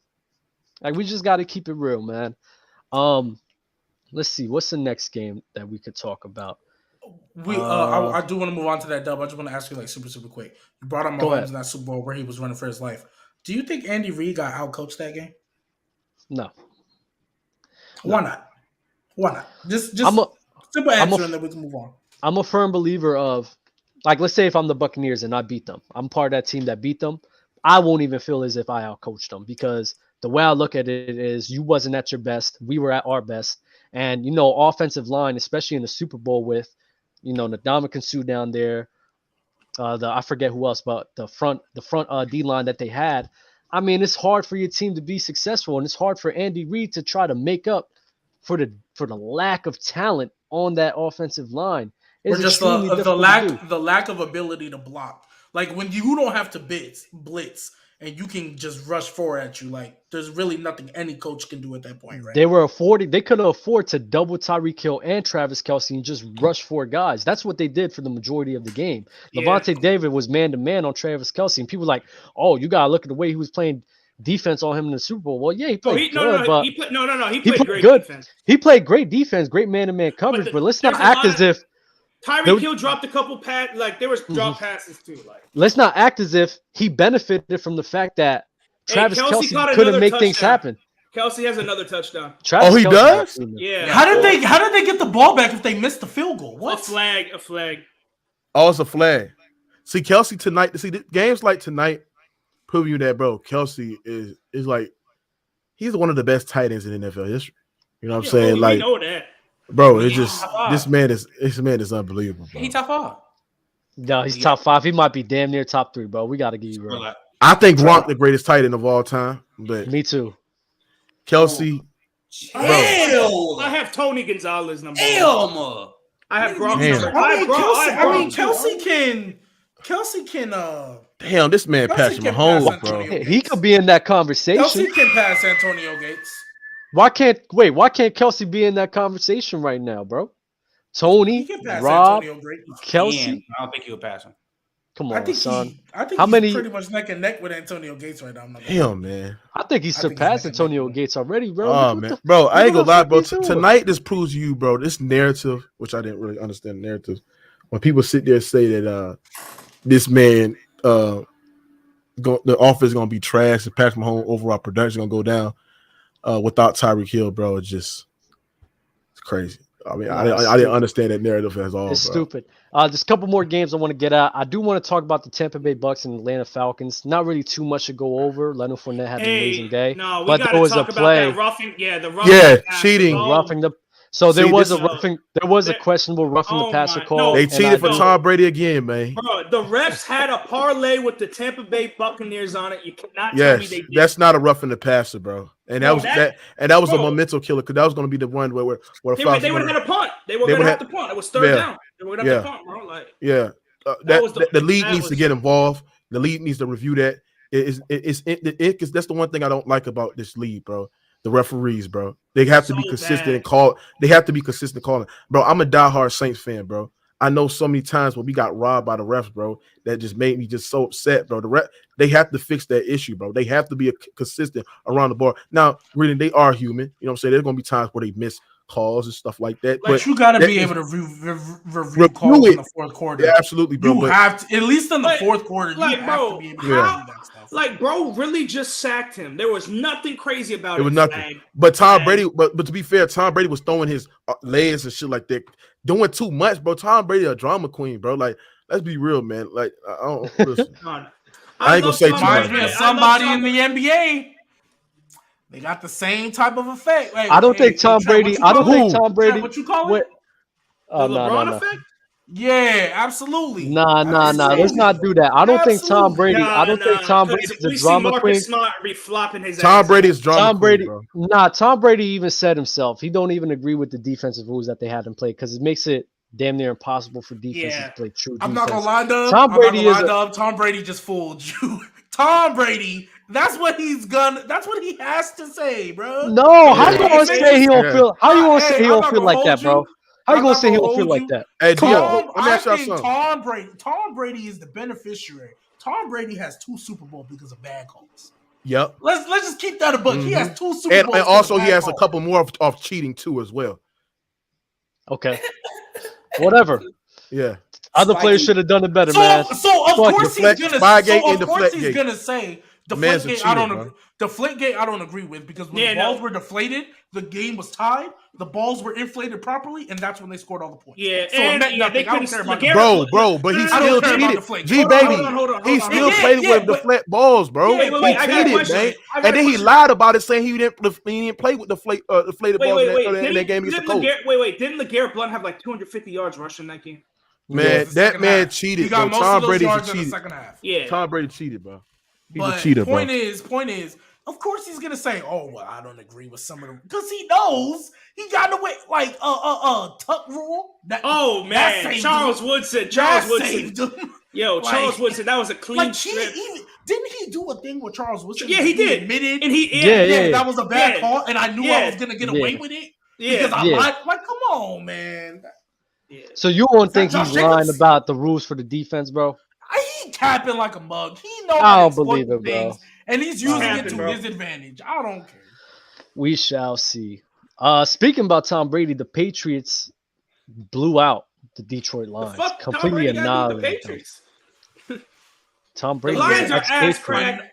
No. Another example of the Patriots defense being Lions the worst defense. This top offense that's been dropping points on everybody got shut out by Bill Belichick's defense. They did. 0 with a third-string quarterback also. So it's not like the offense was moving.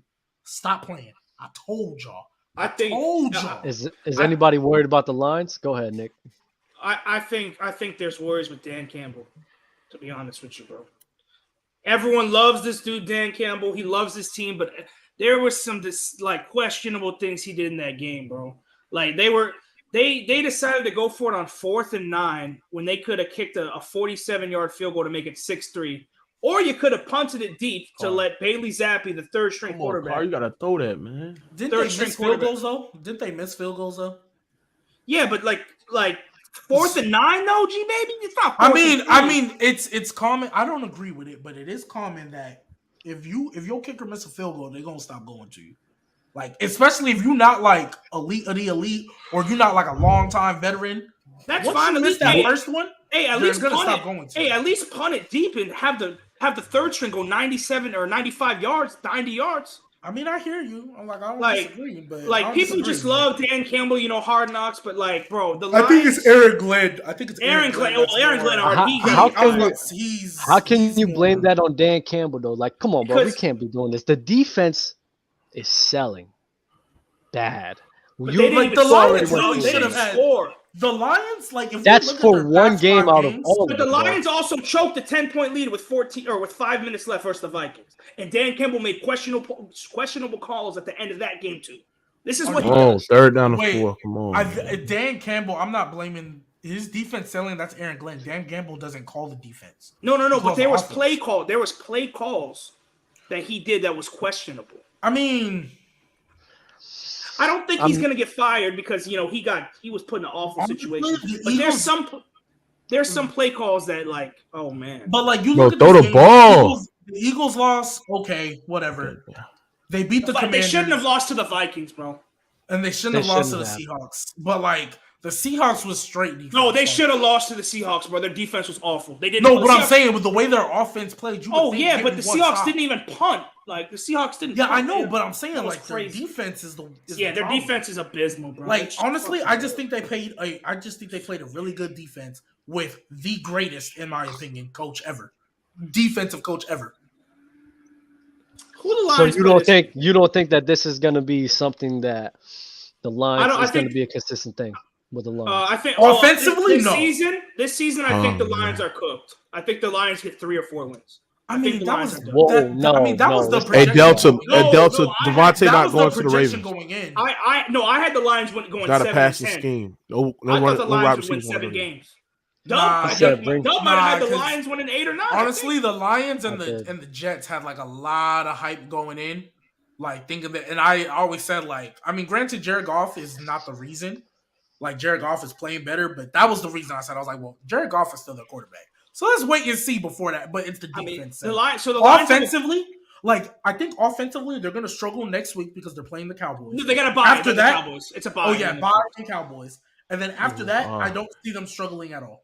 Offensively, at least. Hey, the New York Jets is showing out, bro. I mean, if you seen that game against Miami, bro, Breece Hall is waking up. Offensive Rookie of the Year. Yo, if I have to watch Skylar Thompson play quarterback for my team again, bro, like, depressed Dolphins fan Dawson is here, and I'm just sad as hell. We had 3 weeks of glory, and now we're back to being ass. We have so much injuries, bro. Xavier Howard hurt. Byron Jones hasn't played all year. We had both our quarterbacks got damn CTE concussions. Teron Armstead went out. Austin Jackson, our other tackle, went out. He's been out. Bro, we're so banged up right now, bro. Touchdown! Touchdown! Yo, Devontae Adams, boy. That's the best in the league. I'm late, bro. I'm late, man. Hold up. Don't be celebrating. Wait. In one of my leagues, I'm now up by 1 point. Holy shit! Because Devontae just good ass throw, bro. That was an amazing ass throw. God damn, bro. I told y'all, bro. This is why Derek Carr. Yo, don't go for 2, bro. He got that talent, bro. You know what I'm saying, bro? Bro, going for 2 is not it, bro. Nah, bro. Listen, Mookie, I hate that you're doing this, bro, because you're not going to talk about all the other passes he was fucking baiting. But you're going to talk about this one pass he just had? Bro, that was the pass of the pass. It was what? Get out of here, bro. They didn't get it. His feet was not even set. He made that. They didn't get it? No, they ran it with Josh Jacobs and didn't. No, but I thought he got there. I thought he crossed the plane. No, they said. Why they going for 2?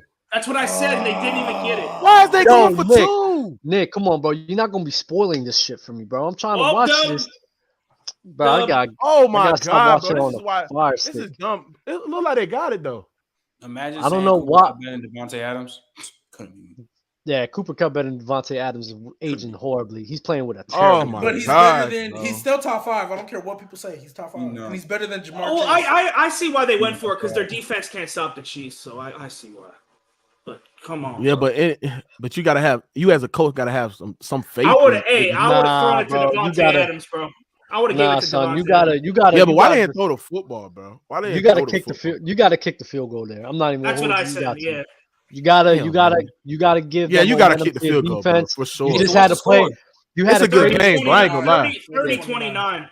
Bro, you just had a crazy play to shift some momentum, bro. Trust your defense to make some plays happen, bro. There's no way. Bro. Why they? There's no way, bro. There's no way you do that bullshit. They gotta hope Mahomes don't get a couple first downs. That's about it. Nah, bro. They might lose the game because of that idiocracy. Yeah, they might lose it. I don't see them getting stopped on that. You're muted. I need them to keep Devontae off the field. I need to win this league so I can go to 2 and 3. This is my $50 league. I'm only playing 3 leagues for money, and this is Derek Carr has a pass rate of 127.6. The God Carr. The God Carr. Woo! Hey, the God Carr. Don't let them beat Patrick Mahomes on Monday Night Football, bro. Salute. Devontae Adams. I want one Lord. So now it's all Adams. It's all Adams. Jesus Christ. Adams cooking though. I ain't gonna lie. Adams cooking, bro. I ain't gonna lie.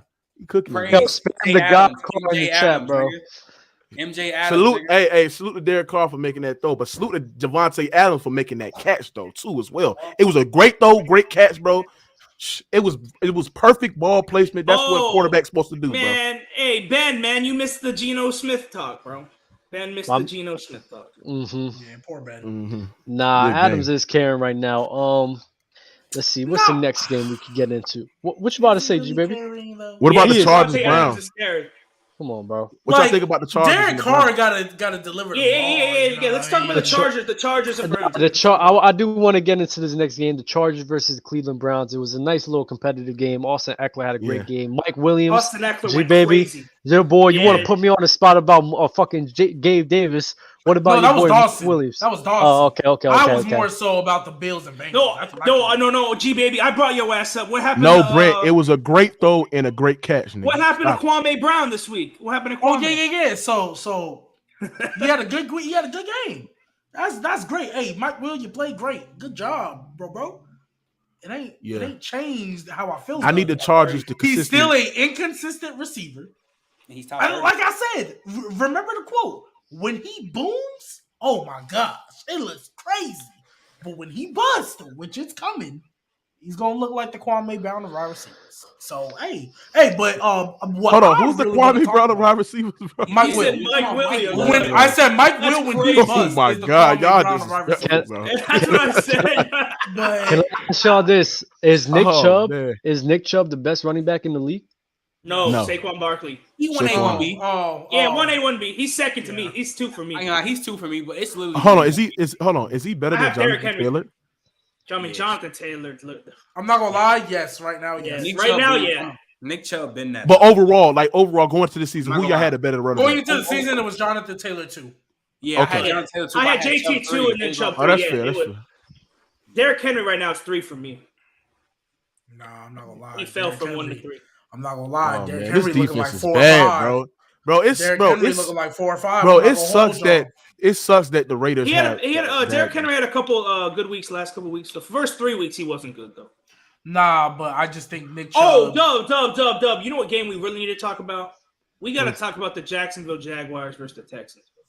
I didn't even watch that game. Talk about. But what do we got to talk about that? I didn't watch that game at all. Hey, because I was on the Trevor Lawrence. I was on the Trevor. I'm with you, G baby. I was on the Trevor Lawrence train, and my God, he played bad. I just think for Trevor Lawrence, we need to slow down and let him. Yeah, we got to slow it down. Yeah, I think we're trying to crown him too early. Just let him play the game of football. Crown him too early is what? You hyping? He was hyping. G baby, G baby did. Hey, but because didn't you have him borderline top 10? If we based it off the first 4 weeks, yes, that's what I was saying. But you don't want to overreact about Geno Smith, though. You don't want to overreact about Geno Smith, though. Okay. What do you mean?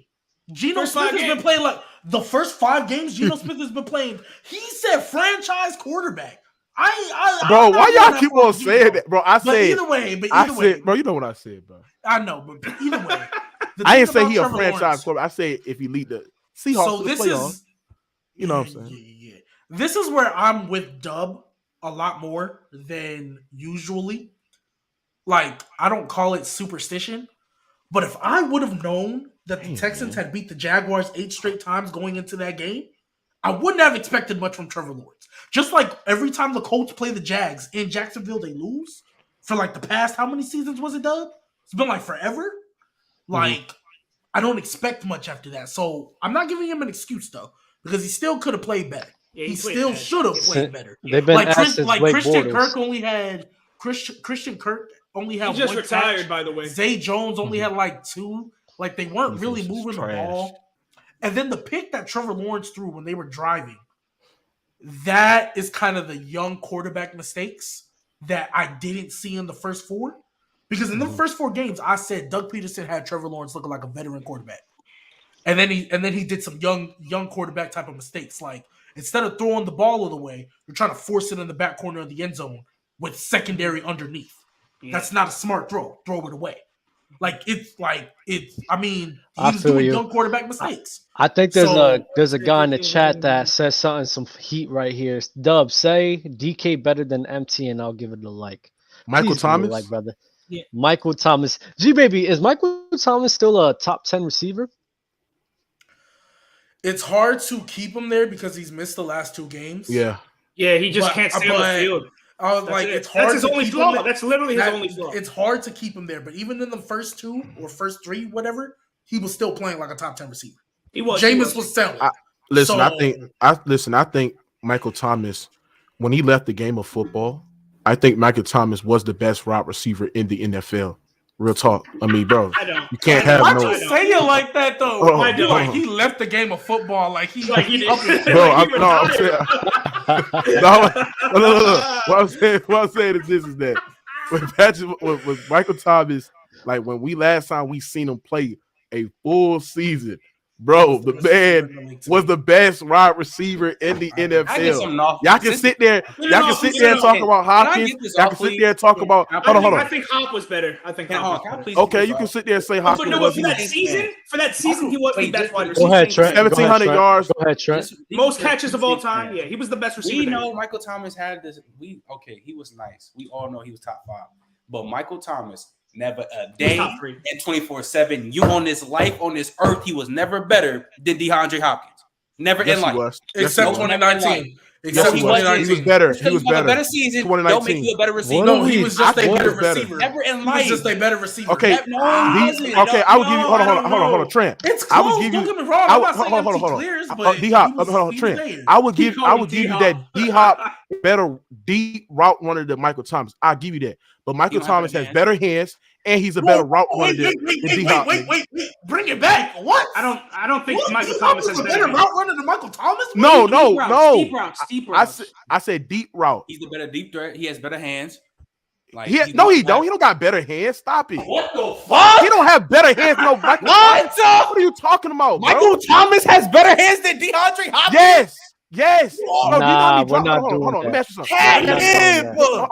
me ask you something. Hold on. Let me ask you something. Let me ask you something. Hold on. Let me ask you something. Hold on. Let me ask you something, bro. How many that time? Hold on.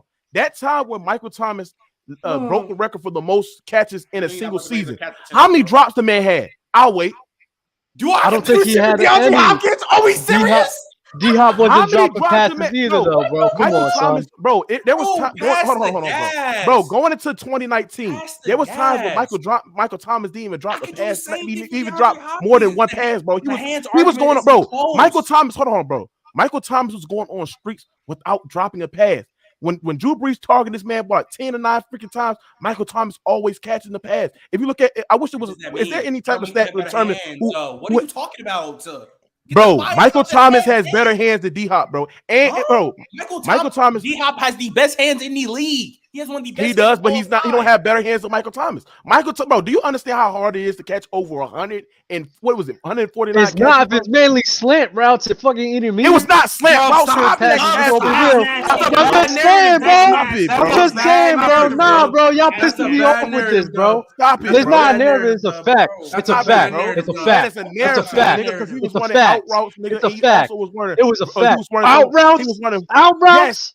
Yes, that's a short intermediate route, bro. Hold on, bro. But it's not. He ain't getting it out. That's my point. Okay, bro. Let me ask you something. It's mainly slant. Why do y'all just pick one point? Why y'all just pick 1 point? Why y'all just pick 1 point?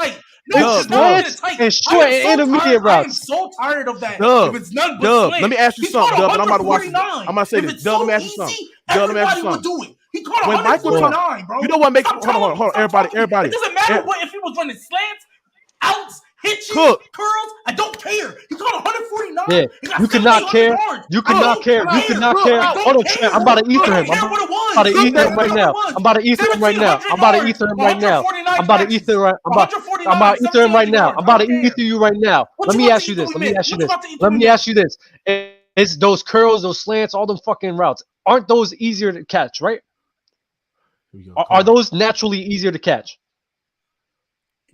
Sure, it's a yes or fucking no. Yes. So if you have a guy, wait. Let me finish. Wait, I'm about to. What are you talking about? Because is he wide open? Is he contested? It's easier to catch a deep route wide open, even if a contested. Even if a curl is contested, it could be easier for them to catch the ball on a curl. No. It is easier to catch a contest. It is easier to catch a wide open deep route than it is to catch a contested short route. Perfect. Facts, Let's stay there. If D-Hop, on top of him doing the curls, the slants and shit, he could do the contested on the curls, the slants, and all that shit. Better contested catch routes on deep routes. Why the fuck is he not better than Michael Thomas if he could catch the ball? You gotta look at let me ask you something. That's one aspect. Contested catches I can give you. That's it. I wasn't with him on the hands. I wasn't with him on the hands. That's not the part I ever argued. That's him. That's all I'm arguing. That's all I'm arguing. That's all I'm arguing. Why are you yelling at me, dog? That was him. Hold on, G-Baby. Hold on, G-Baby. Let me ask you with this shit. You I didn't say anything about his hands. No, I didn't say anything about his hands. I got mad at you talking about all he runs is slants. I got mad at you because you said all he runs is slants. With me, you, whenever I'm in a conversation with anybody talking about some shit, you want to fucking interject, especially when you get tight. So when I get about you saying all he runs is slants, smoke, I aim at your fucking head. You didn't aim shit. You missed. It's over there. It's over there. You missed. Oh, you were rated on. You missed. Unscathed. Wait, Trent. No, because I interjected when you said all Michael Thomas does is slants. That's a bad narrative. That's why I interjected. I didn't interject. No. I didn't interject when he said that D-Hop had better hands because I disagreed. That's why I shut my mouth because I disagreed. But all Michael Thomas does is run slants. It's a bad false narrative. That's why I interjected. Again, this is what you do, and you did it 3 times already. 3. Because you say nasty shit. And then I said short and intermediate routes. You said that after I interjected. Your first statement was, if all it is slants, then you're interrupting me as I'm talking. So what do you expect? So let's go back. Hold on. So let's go back. Hey, Derek Carr has the ball. Just because you have a better catch percentage don't make you have better hands. First off, second. No, there was no way on God's green universe that we were about to say that Michael Thomas, just because you have a better season, don't make you a better player. He wasn't even more impactful. The only thing Michael Thomas he was. The only thing Michael Thomas has over D-Hop is route running. That's it. Route running, and he has better hands. He has better hands, bro. Bro, you got hold on, bro. Do you understand how hard it is? And that was that year when Michael Thomas beat the NFL in reception leader with the most catches in a single season. Bro, do you understand who he was playing under center? Like, who was his quarterback? What was a mid-ass Teddy Bridgewater, man? A mid-ass touchdown Teddy, nigga. That's what he was still, and his production was still remaining the same. What about D-Hop that year had Deshaun Watson. He had Deshaun Watson. What are we talking about, nigga? He had Deshaun Watson. Let's not do this shit. What are you talking about? Look, he had hold up. And he only had it for 5 games. I hate when you say this like D-Hop just clears. Oh my god. Like it wasn't close, and it pisses me off. It pisses me off because you talk like D-Hop was up here. You talk like D-Hop was up here. And Michael Thomas was down here. It's a little gap. There's got no Josh Allen isn't the best quarterback right now. We all acknowledge Patrick Mahomes is king right now. Deandre Hopkins was fucking king that year. Even though Michael Thomas played great, no, he was not. D-Hop was king. Yes, bro, he Michael was. Thomas that year was the best wide receiver in the NFL. I got a question for Rated R. Was Cooper Kupp king last year over? Yes. Okay, that's all I want to yes. know. If y'all want to do the production route about he was the best, fine. But there's never been a day like that. Michael Thomas has been a better player. Yes, he was better than D-Hop that year, bro. He was. Oh my God! You're just saying production just because you put. And here's the thing: Go ahead, the production part, the yards were off, but everything else was still close. So how the fuck he went better? Wait, what was you said? Everything else was close. I say everything else not that far off. B-Hop still had elite production in 2019. Everybody, think about this. Michael Thomas that year had 185 targets, 149 catches, 1,700 yards, 9 touchdowns, man. My nigga, and receiving yards per game was 107.8. Let's look at D-Hop. He played great. Fine, but don't you say stats misleading, but now you just reading off fucking stats on bro. Michael Thomas, hold on. No. It's not misleading. Hold on. You know why it's not misleading? Because that man played with a backup quarterback throughout most of the season. You just said earlier. You just said earlier we can't. You can't be using stats like this, bro. I we doing? I watched the game. I watched D-Hop and I watched Michael Thomas. Michael Thomas was more impactful for the Saints than Deandre Hopkins was impactful. 45 more catches is close. What? Yes. 45 more. No, G-Baby. I said the 700 more yards. No, I'm saying the production wise was still elite from both of them. So that shit don't really. But Michael Thomas was better. He was better. Yo, Devontae Adams 1165. There is no way. Hold on, fellas. There is no way in hell you gonna fucking tell me Michael Thomas was more impactful. Hold on, bro. You're not gonna say and tell me that D-Hop, that Michael Thomas was more impactful than DeAndre fucking Hopkins. Yes. When Michael Thomas had Drew Brees, he had Alvin Kamara. Bro, I think Mark Ingram was even on that team, correct? Mark Ingram was not on that team. No, he was not. He was on the Ravens. Oh, okay. Alvin Kamara. Either way. Like, come on, bro. D-Hop was all alone. More yards. He had Deshaun Watson. That's it. And he had more touchdowns. Bro, stop. You had Drew Brees. Stats are like. Yeah, Teddy Bridgewater for 5 games. Hold on. Where's these Derek Carr haters in the chat, bro? We're watching the game. They have no. I'm not talking about Chris Roberts. Where are you niggas at, man? Yo, DeAndre Hopkins is still him, bro. Hey, bro. Devontae Adams is still him, bro. I'm saying Cooper Kupp better than this nigga, bro. Stop. Yeah, come on, bro. G-Baby, would you agree? G-Baby, let me ask you this. Gang with the drive right here. If Bradley Beal, right, scores more points. If Bradley Beal scores more points than Kevin Durant in the season, hold up. This is a context bet. Yo, this is a gross one though. Hold up, bro. Yeah, this is what we're doing. This is what we're doing. Put your headphones back on. Put your headphones back on, because this is a context bet at its finest. If Bradley Beal has back-to-back seasons scoring 30 points, back-to-back seasons, is he a better scorer than Kevin Durant, who did it? No. Because you gotta look at the versatility of the points that they're getting and the efficiency of points that they're getting to as well. Kevin Durant on all 3 levels is more efficient than Bradley Beal, and also his production when it matters the most in the playoffs. 2018 had a top 5 year. Look, I don't want to yell. You want to know why that's a badass comparison, Doug? Yeah. Before Bradley Beal was averaging 30 points in the league, where did you view him? Was he top 25? Was he top 30? Fuck Bradley Beal. No. Because my point is Michael Thomas. Bradley Beal. Giannis. G-Baby about to cook. Let him cook. Go ahead, G-Baby. Go ahead. Because Michael Thomas, when he came into the league off the rip, was 92 for 11. Then he had 104 for 13. Then he had 120 for 15. Then he had 149 for 17. Michael Thomas was an elite receiver, and he was right. He was since he came off the boom. Whatever. He was behind him. He was right there in that top Bradley 5. Beal that came in as elite level scorer. Okay, cool. Whatever. Giannis. Right? What about Giannis? Has Giannis ever been a better scorer than Kevin Durant in your eyes? No. Why? Because he averages more points and probably on better efficiency too. Not this season, but probably for the season's past time.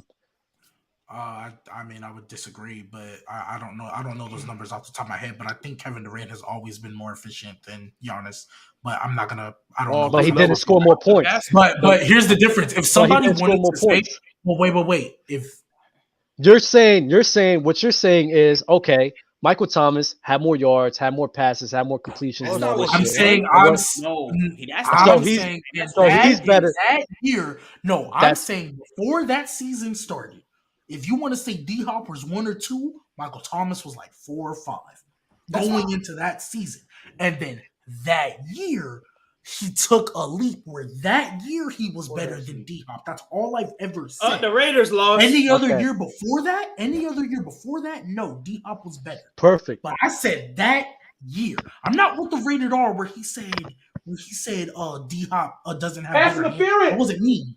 That wasn't me. When you say that year, rated R, you're gonna see it. Hunter Renfrow and Devontae Adams ran into each other. You're gonna see it. It's the dumbest shit I've ever seen. G-Baby. Bro, pass what the frick? What you're doing is you're seeing the production of Michael. You're seeing the production of Michael Thomas, and you're saying, okay, this guy is better than this guy because of what he produced on the field. All I'm saying is that year. So what I can do is I can say, all right, Giannis Antetokounmpo. Let's say last year or 2 years before when KD was hurt, we could sit here and say that last year because KD played that he was a better scorer because he scored more, he was more efficient, and all across the board that Giannis was just a better scorer because of that. I can go that route, but you won't agree with that because the talent level of KD. That's if you wanted to say specifically last year, if you wanted to say Giannis was a better scorer than KD, I wouldn't disagree with you. Like I wouldn't hate the take. I wouldn't think it was crazy because we're just talking about that year. If we talk about overall, no, you would say KD's better. Just like it's one and the same, and it pisses me off about this shit. It pisses me off with that. You're about to make me get a noise complaint, Dub, because I literally have only said Trent knows this. I've literally only said that specific year. I've never said any year before. I've never said any year after Trent. Am I lying? Crazy, bro. Have I literally only said 2019? That's the only time we've ever Trent. Am I lying? Yo, I'm gonna tell you this. I've only ever talked about just because he had a better year get this off my chest. Just because he had a better year than somebody does not make him the better overall wide receiver. Are you dead as about to say how long has Michael Thomas been Deandre Hopkins to you? No, bro, he wasn't. I'm gonna go on that. I'm gonna go back to the argument, but the Raiders need to fire Mike McDaniels, and they need to fire their defensive coordinator. Didn't have the best wide receiver here. But yeah, 1-4. Are we fucking serious? Doug, Cooper Kupp did not have. No, wait, Rated R. I'm sorry, Rated R. Cooper Kupp did not have the best wide receiver season last year. Are we fucking serious right now? He had the best. He had. Oh my God. Okay, G baby, he put up the best numbers. Hold up, G baby. Wait, G baby, stop. I'm gonna stop you right there. He performed the best. That's fine. That does not make him the best wide receiver last season, in my opinion. Because I don't look at it like that. Oh my gosh. Wait, you don't think Cooper Kupp was the best wide receiver last year? Exactly. Overall, he had the best performance. He wasn't the best wide receiver in my eyes. Okay, Devontae Adams. Nobody want to come to Baltimore. That don't whack anyways, bro. Okay, but I got something off my chest, bro. Bro, they need to fire Mike McDaniels. Bro. I'm tired of this man, bro. They need to fire him. His decision making is horrible, bro. It's a 3rd and 1, 4th and 1. Why you want running up the middle or quarterback sneaky, bro? That's the easiest converted play that you can make. They throw a deep pass. They throw a deep pass. Mike McDaniels is a trash head coach. Josh McDaniels. Fire Josh McDaniels. Fire this man immediately, bro. 1-4 of the season to start. You got all that talent on offensive end. They really have a worse record than the Broncos, bro. Oh my God, bro. Their defense is horrible, inconsistent. They had a 14-0 lead, and they gave up. And then the Chiefs going on three scoring 3 touchdowns unanswered. Man. Fire this man, bro. Pathetic, bro. After 5 games, fire him. Yes, fire this man. Fire this man. You got to fire him. You fire the other coach. Fire this man, bro. I'm not gonna hold you. This game right here was fucking ridiculous. He should have kicked the field goal. Number one, the defense even fucking stopped them. Yes, didn't kick the field goal. You didn't even kick the field goal, bro. Like, you would have went to overtime, and it would have went to overtime. This dude is dumb, bro. And you wouldn't have been so desperate to go for it deep, bro. And it's just, he's fucking nah. This, hey, bro. Josh McDaniel got to be fired. I'm not even. He got to go. He's not no head coach. He got to go. He got to go. Bro, he was simple, bro. He was literally. The Raiders could have won this game easily, bro. He was just a coordinator for Brady. That's the only reason. That's all he is, bro. That's all he was, bro. Sad, bro. This game. He wasn't a good head coach when he was with the Broncos like 10 years ago. Oh, he was horrible with the Broncos. Horrible, bro. Oh my God, just simple dumb mistakes. I don't get why they didn't keep that interim coach. To be honest with you, because what he did last year as an interim, oh my God, they started 1-4 just like they are right now, made the playoffs with all that shit going on in Vegas, and still this man do a play action on 4th and 4. Play action deep ball. Oh, bro, you got all you can need is what 5 or 10 yards to move up the chains, bro, to kick a field goal, bro. They need 2 yards, literally 2 yards. 2 yards, bro. Oh my God, bro. Taz said it's the reason why they 1-4, bro. Coaching matters in the NFL, bro. It's Hell a reason. yeah. Dumb coaching like this will get you 1-4 in the league, bro. Fire him right now, good, bro. Oh yeah, I'm good. I got one more question for you. Was Giannis better than Kawhi Leonard in 2019? Yo, why are we talking about fucking Giannis? No, he was not. In Kawhi was better than Giannis. Absolutely not. Kawhi was better than Giannis. Not. Yeah, MVP. Regular season, Giannis was better at playoffs. Kawhi went crazy. Kawhi went crazy, bro. He was historical. Dub, you always get mad at me and say I don't listen to you. Did you not just hear me? I said in the playoffs, absolutely not. In the regular season, Giannis was better than Kawhi. But in the playoffs, I disagree with that. Kawhi was better. I think Kawhi was better. Is an overall better player than Giannis. Complete better. What Kawhi did in those? We're talking about that year. I said that year Kawhi was better. You can say that in the playoffs, but either way, like at the end of the year, I don't care if it's the playoffs. He was just in fact he was just better because like for example, last year the Kawhi's before he got hurt. Shout out to Taz. Lamar would have ran and got the first. Hey, he ain't lying though. He ain't lying. Would have ran and got the first. LeBron might have won. I mean, Lamar might have won the whole damn thing. We're gonna be real. What I gotta say is what Kawhi Leonard did in that. Why are we talking about basketball on a football show? But what Kawhi Leonard did in that playoff run, bro, didn't he shoot like 59 or 60%? Are you talking about he was shooting minis and three? Toronto. Yeah, Toronto. He went crazy in those playoffs. I'll even say, like for example, Kawhi in the playoffs before he got hurt, whatever year that was, 2021, I think, after the bubble. Yo, they would have won the championship. What he was doing in the playoffs? Oh, that was OD. Bro, that year Kawhi. Listen, hold on. That year that Kawhi got injured towards ACL, bro, the man was on pace to have one of the greatest volume scoring postseason runs in NBA history. Yes. The man averaged, bro, he's on there in NBA history. He's number one, the guy that averaged over 30 with a true shooting percentage over 68, 69. Brent, it's not an agenda. It's not an agenda against Kawhi. The point I was making was even though Giannis had a better season, even though Giannis had a better season, I'm a Kawhi guy, bro. I'm a Kawhi guy, bro. That narrative that you do with Kawhi, bro, Kawhi was gotta stop. I said Kawhi was better. We can't do this on the show. It was he was better. Okay, he's better in the playoffs. It doesn't matter. You asked the fucking. He was better, dumb. Period. He was dumb. Me the question. He was better, dumb. Period. If it didn't matter, why would you ask me the question? No, you keep saying playoffs. Who had the better year? There's a difference between regular season and playoffs. Kawhi was better in the playoffs. This is players split gridiron. Who had the better year? Giannis. Gridiron. Bro, Dub. I don't take Dub. You sat there and said Chris Paul is better than Kawhi, bro. Wait, Dub, no, when did Dub say this? No, you can't talk that. Dub, there's no way you said that. Bro, was this recently? Is that what I was about to call, bro? I was about to tell Players Choice to let me on one of the episodes, bro. Just for that, bro. When I heard that, bro. Ain't no way. Nah, it's just Dub, you frozen, bro.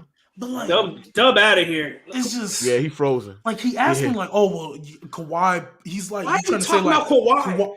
But he's like, oh well, Kawhi played better, even though he wasn't. I'm like, no, I literally. But let me ask you something. Nick, bro. Do you think because I think Carr and Adams played good. I think the offense was good. I mean, Derek Carr wasn't the reason they lost this game. I ain't going to say. Yeah. Bro, but I'm just saying. Clearly, the coaching. What are you doing? Coaching. Just dumb. Fire him now. Yeah, they need to fire him, bro. He needs to go. Because let's be honest, Hackle needs to go. Oh, Brandon Staley needs to go. All three of them need to go. Because let's be honest, if I would have told you the Raiders would start 1-4, ain't no one would believe me. Yeah. Yeah, they got to fire him. I won't be shocked if they fire him tomorrow. I won't be shocked if they fire him tomorrow. He needs to go. He needs to go, bro, because it's no way. It's 29. Talent, it's 29 to 30, and you going for 2-point conversion when there's more time on more time on the clock. 4 minutes left. There was 4 minutes left. Kick a field goal. Tie the game, bro. Trust your defense. Yeah, come on, bro. What type of stuff is this, man? And then it's a 4th and 1. You need at least 2 or 3 yards to get upfield to kick a field goal. Why are you doing a deep? Why are you doing a deep play action play? What is that? Like, come on, running the show, baby. Hey, look. So since we taking over. Hey, let me get a couple things off, because I was trying to be respectful, But hey, look, I don't want to get, never mind. I'm not gonna say that. I'm not gonna say it again. Hey, let me. Go ahead, G-Babe. You've been cooking. Hey, no. I don't want to be petty right now. I don't want to be petty right now. Hey, can we talk about my Dolphins getting their ass kicked by the Jets, bro? Yeah, man, that's terrible, man. Why, what happened with y'all's defense, bro? Y'all defense should be better than that. Bro, I told you, Nick, y'all don't got no good passing defense, bro. Your secondary is crushable. Bro, they've been, bro. What's his name? Both corners were out, bro. We just got cooked. Damn. And if Teddy Bridgewater goes out first play of the game, I see that shit. I'm like, oh, we gonna fucking lose. Here we go. We're gonna lose. So is Tua gonna start? No, he's still out, and Teddy Bridgewater hasn't passed the protocol either. So if hold on. And also we play the Vikings, and if we don't have Xavier Howard or Byron Jones, he's going for 200. 200 and 2 tutties. Look, dog. Yeah, Coach Mark, talk that talk, Coach Mark. Talk that talk, Coach Mark. Hey, Coach Mark. Yeah, what's up, Coach Mark? Coach Mark's my guy, yo. Yeah, he's still inconsistent. But Dawson, this is what I want to say to you. I just saw something I didn't want to see. I don't think Skylar Thompson is bad. I think he was playing relatively well. He was just the thing is like, bro, we have so many. No. The thing was, I don't give a shit that he's a rookie, right? But the fact he's playing conservative when you have the best deep threat in the fucking league. Hey, Dawson, come on. I don't care, bro. No. Dawson, you're expecting way too much from a third string quarterback. No, I'm not. No, you're expecting the play calling wasn't that good. No, you're expecting him to be. You're expecting a third string quarterback who had no time to prepare for this game. Like, not a soul thought he was going to get a rep, and he's a rookie third string quarterback. When have you ever seen a rookie third string quarterback come in and be aggressive? You've never seen that ever. Yeah, but look at the weapons he has, though. But that's not the point. It doesn't matter. He could have had Randy Moss and Calvin Johnson over there. He still doesn't know. He still doesn't know how to read defenses great. So of course the coach is going to be good. Because let's say they would have let him be aggressive. No, you're spitting. No, Dawson. I'm just sad because he throws all these picks. Let's say he's aggressive and you throw all these picks. Then you're like, well, dang, like, yeah, I know you're sad, but it is what it is. Hey, we have not won a playoff. I have not seen with my 2 eyes to win a playoff game. And you need to be more mad at your defense for letting Zach Wilson look like that.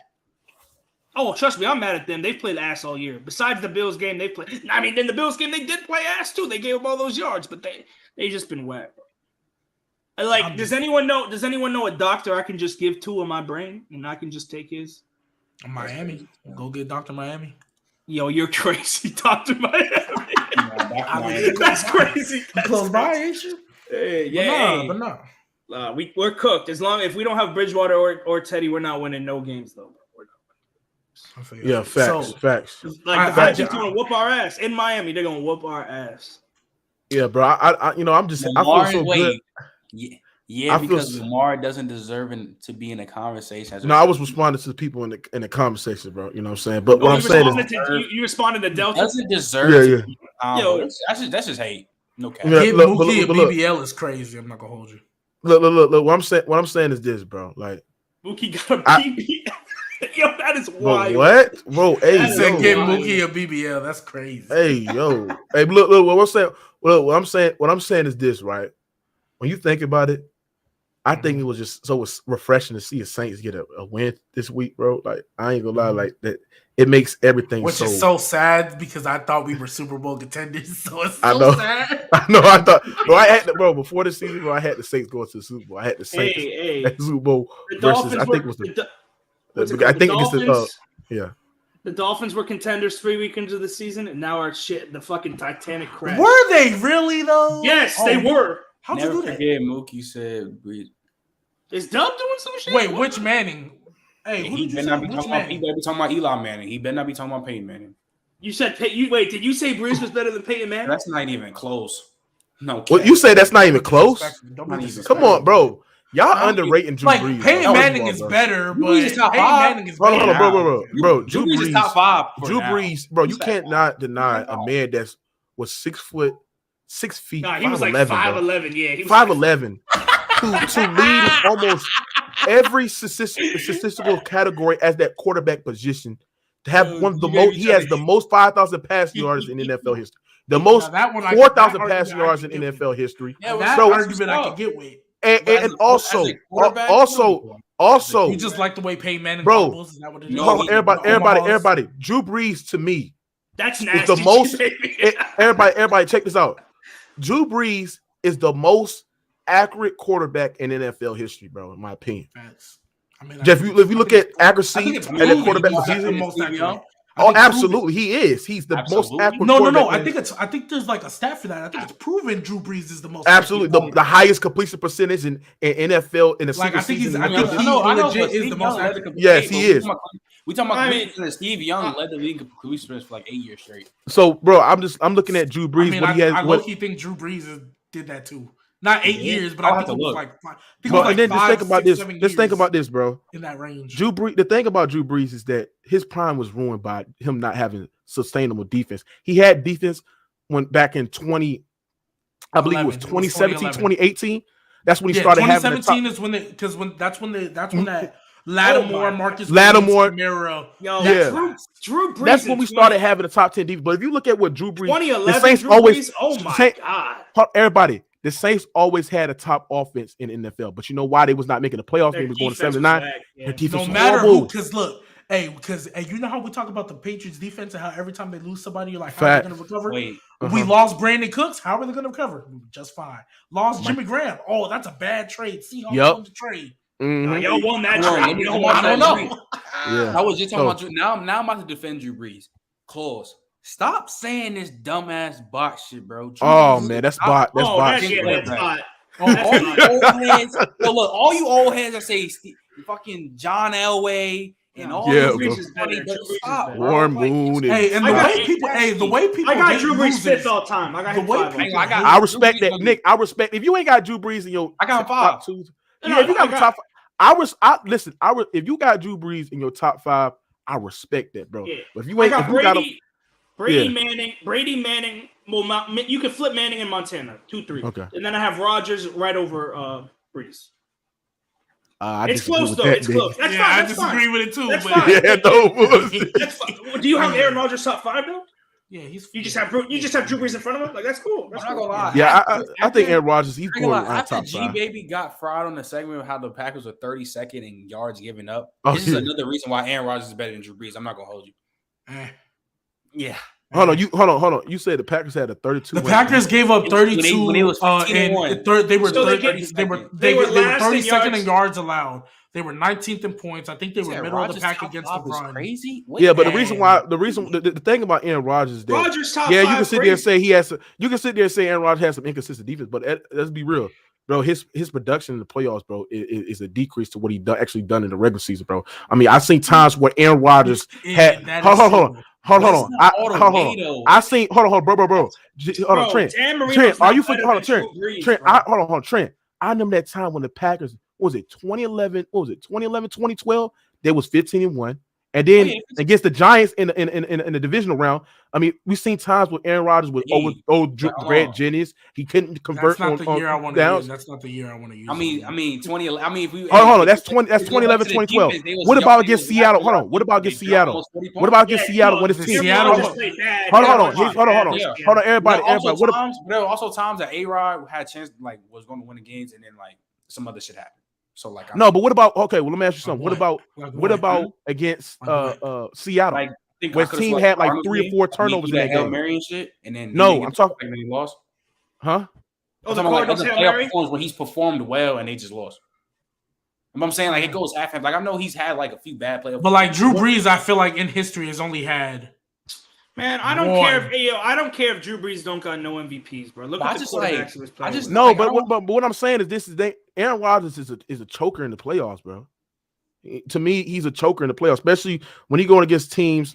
When he went against the 49ers, recently he's been recently. When he ran up against the Buccaneers, he choked. When he against the Seahawks in 2015, hold on, and the Seahawks against 2015, he choked. He was up like 2 touchdowns with like 4 minutes to go and couldn't convert, didn't get it done. Right. And don't sit there and tell me about his defense gave up that pass to I think it was Golden Tate, I believe, which they did. They gave up that pass and he made a catch. Someone, yeah. But it might have listen, been Curse. It might have been Curse. I don't even remember. Yeah, one of them. It was like that 40 or 50 yard touchdown. I know. Yeah. What that Russell Wilson had, and you cried out for it. But what I'm saying is that defense had like 3 or 4 turnovers that game. He had like three or four turnovers that game too as well. Don't sit there blaming the defense. And then against the Tampa Bay Buccaneers, you had a wide open lane.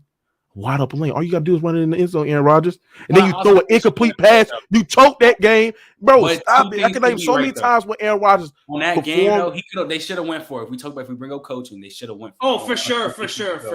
I would have went for it. He makes it either. Hey, that's fine. That's fine. At least you give him a chance. When we talk about Aaron Rodgers, especially that year, 2020. That year I don't even really hold against him that much. It was this last year. Yeah, last year though. Oh, you hold on.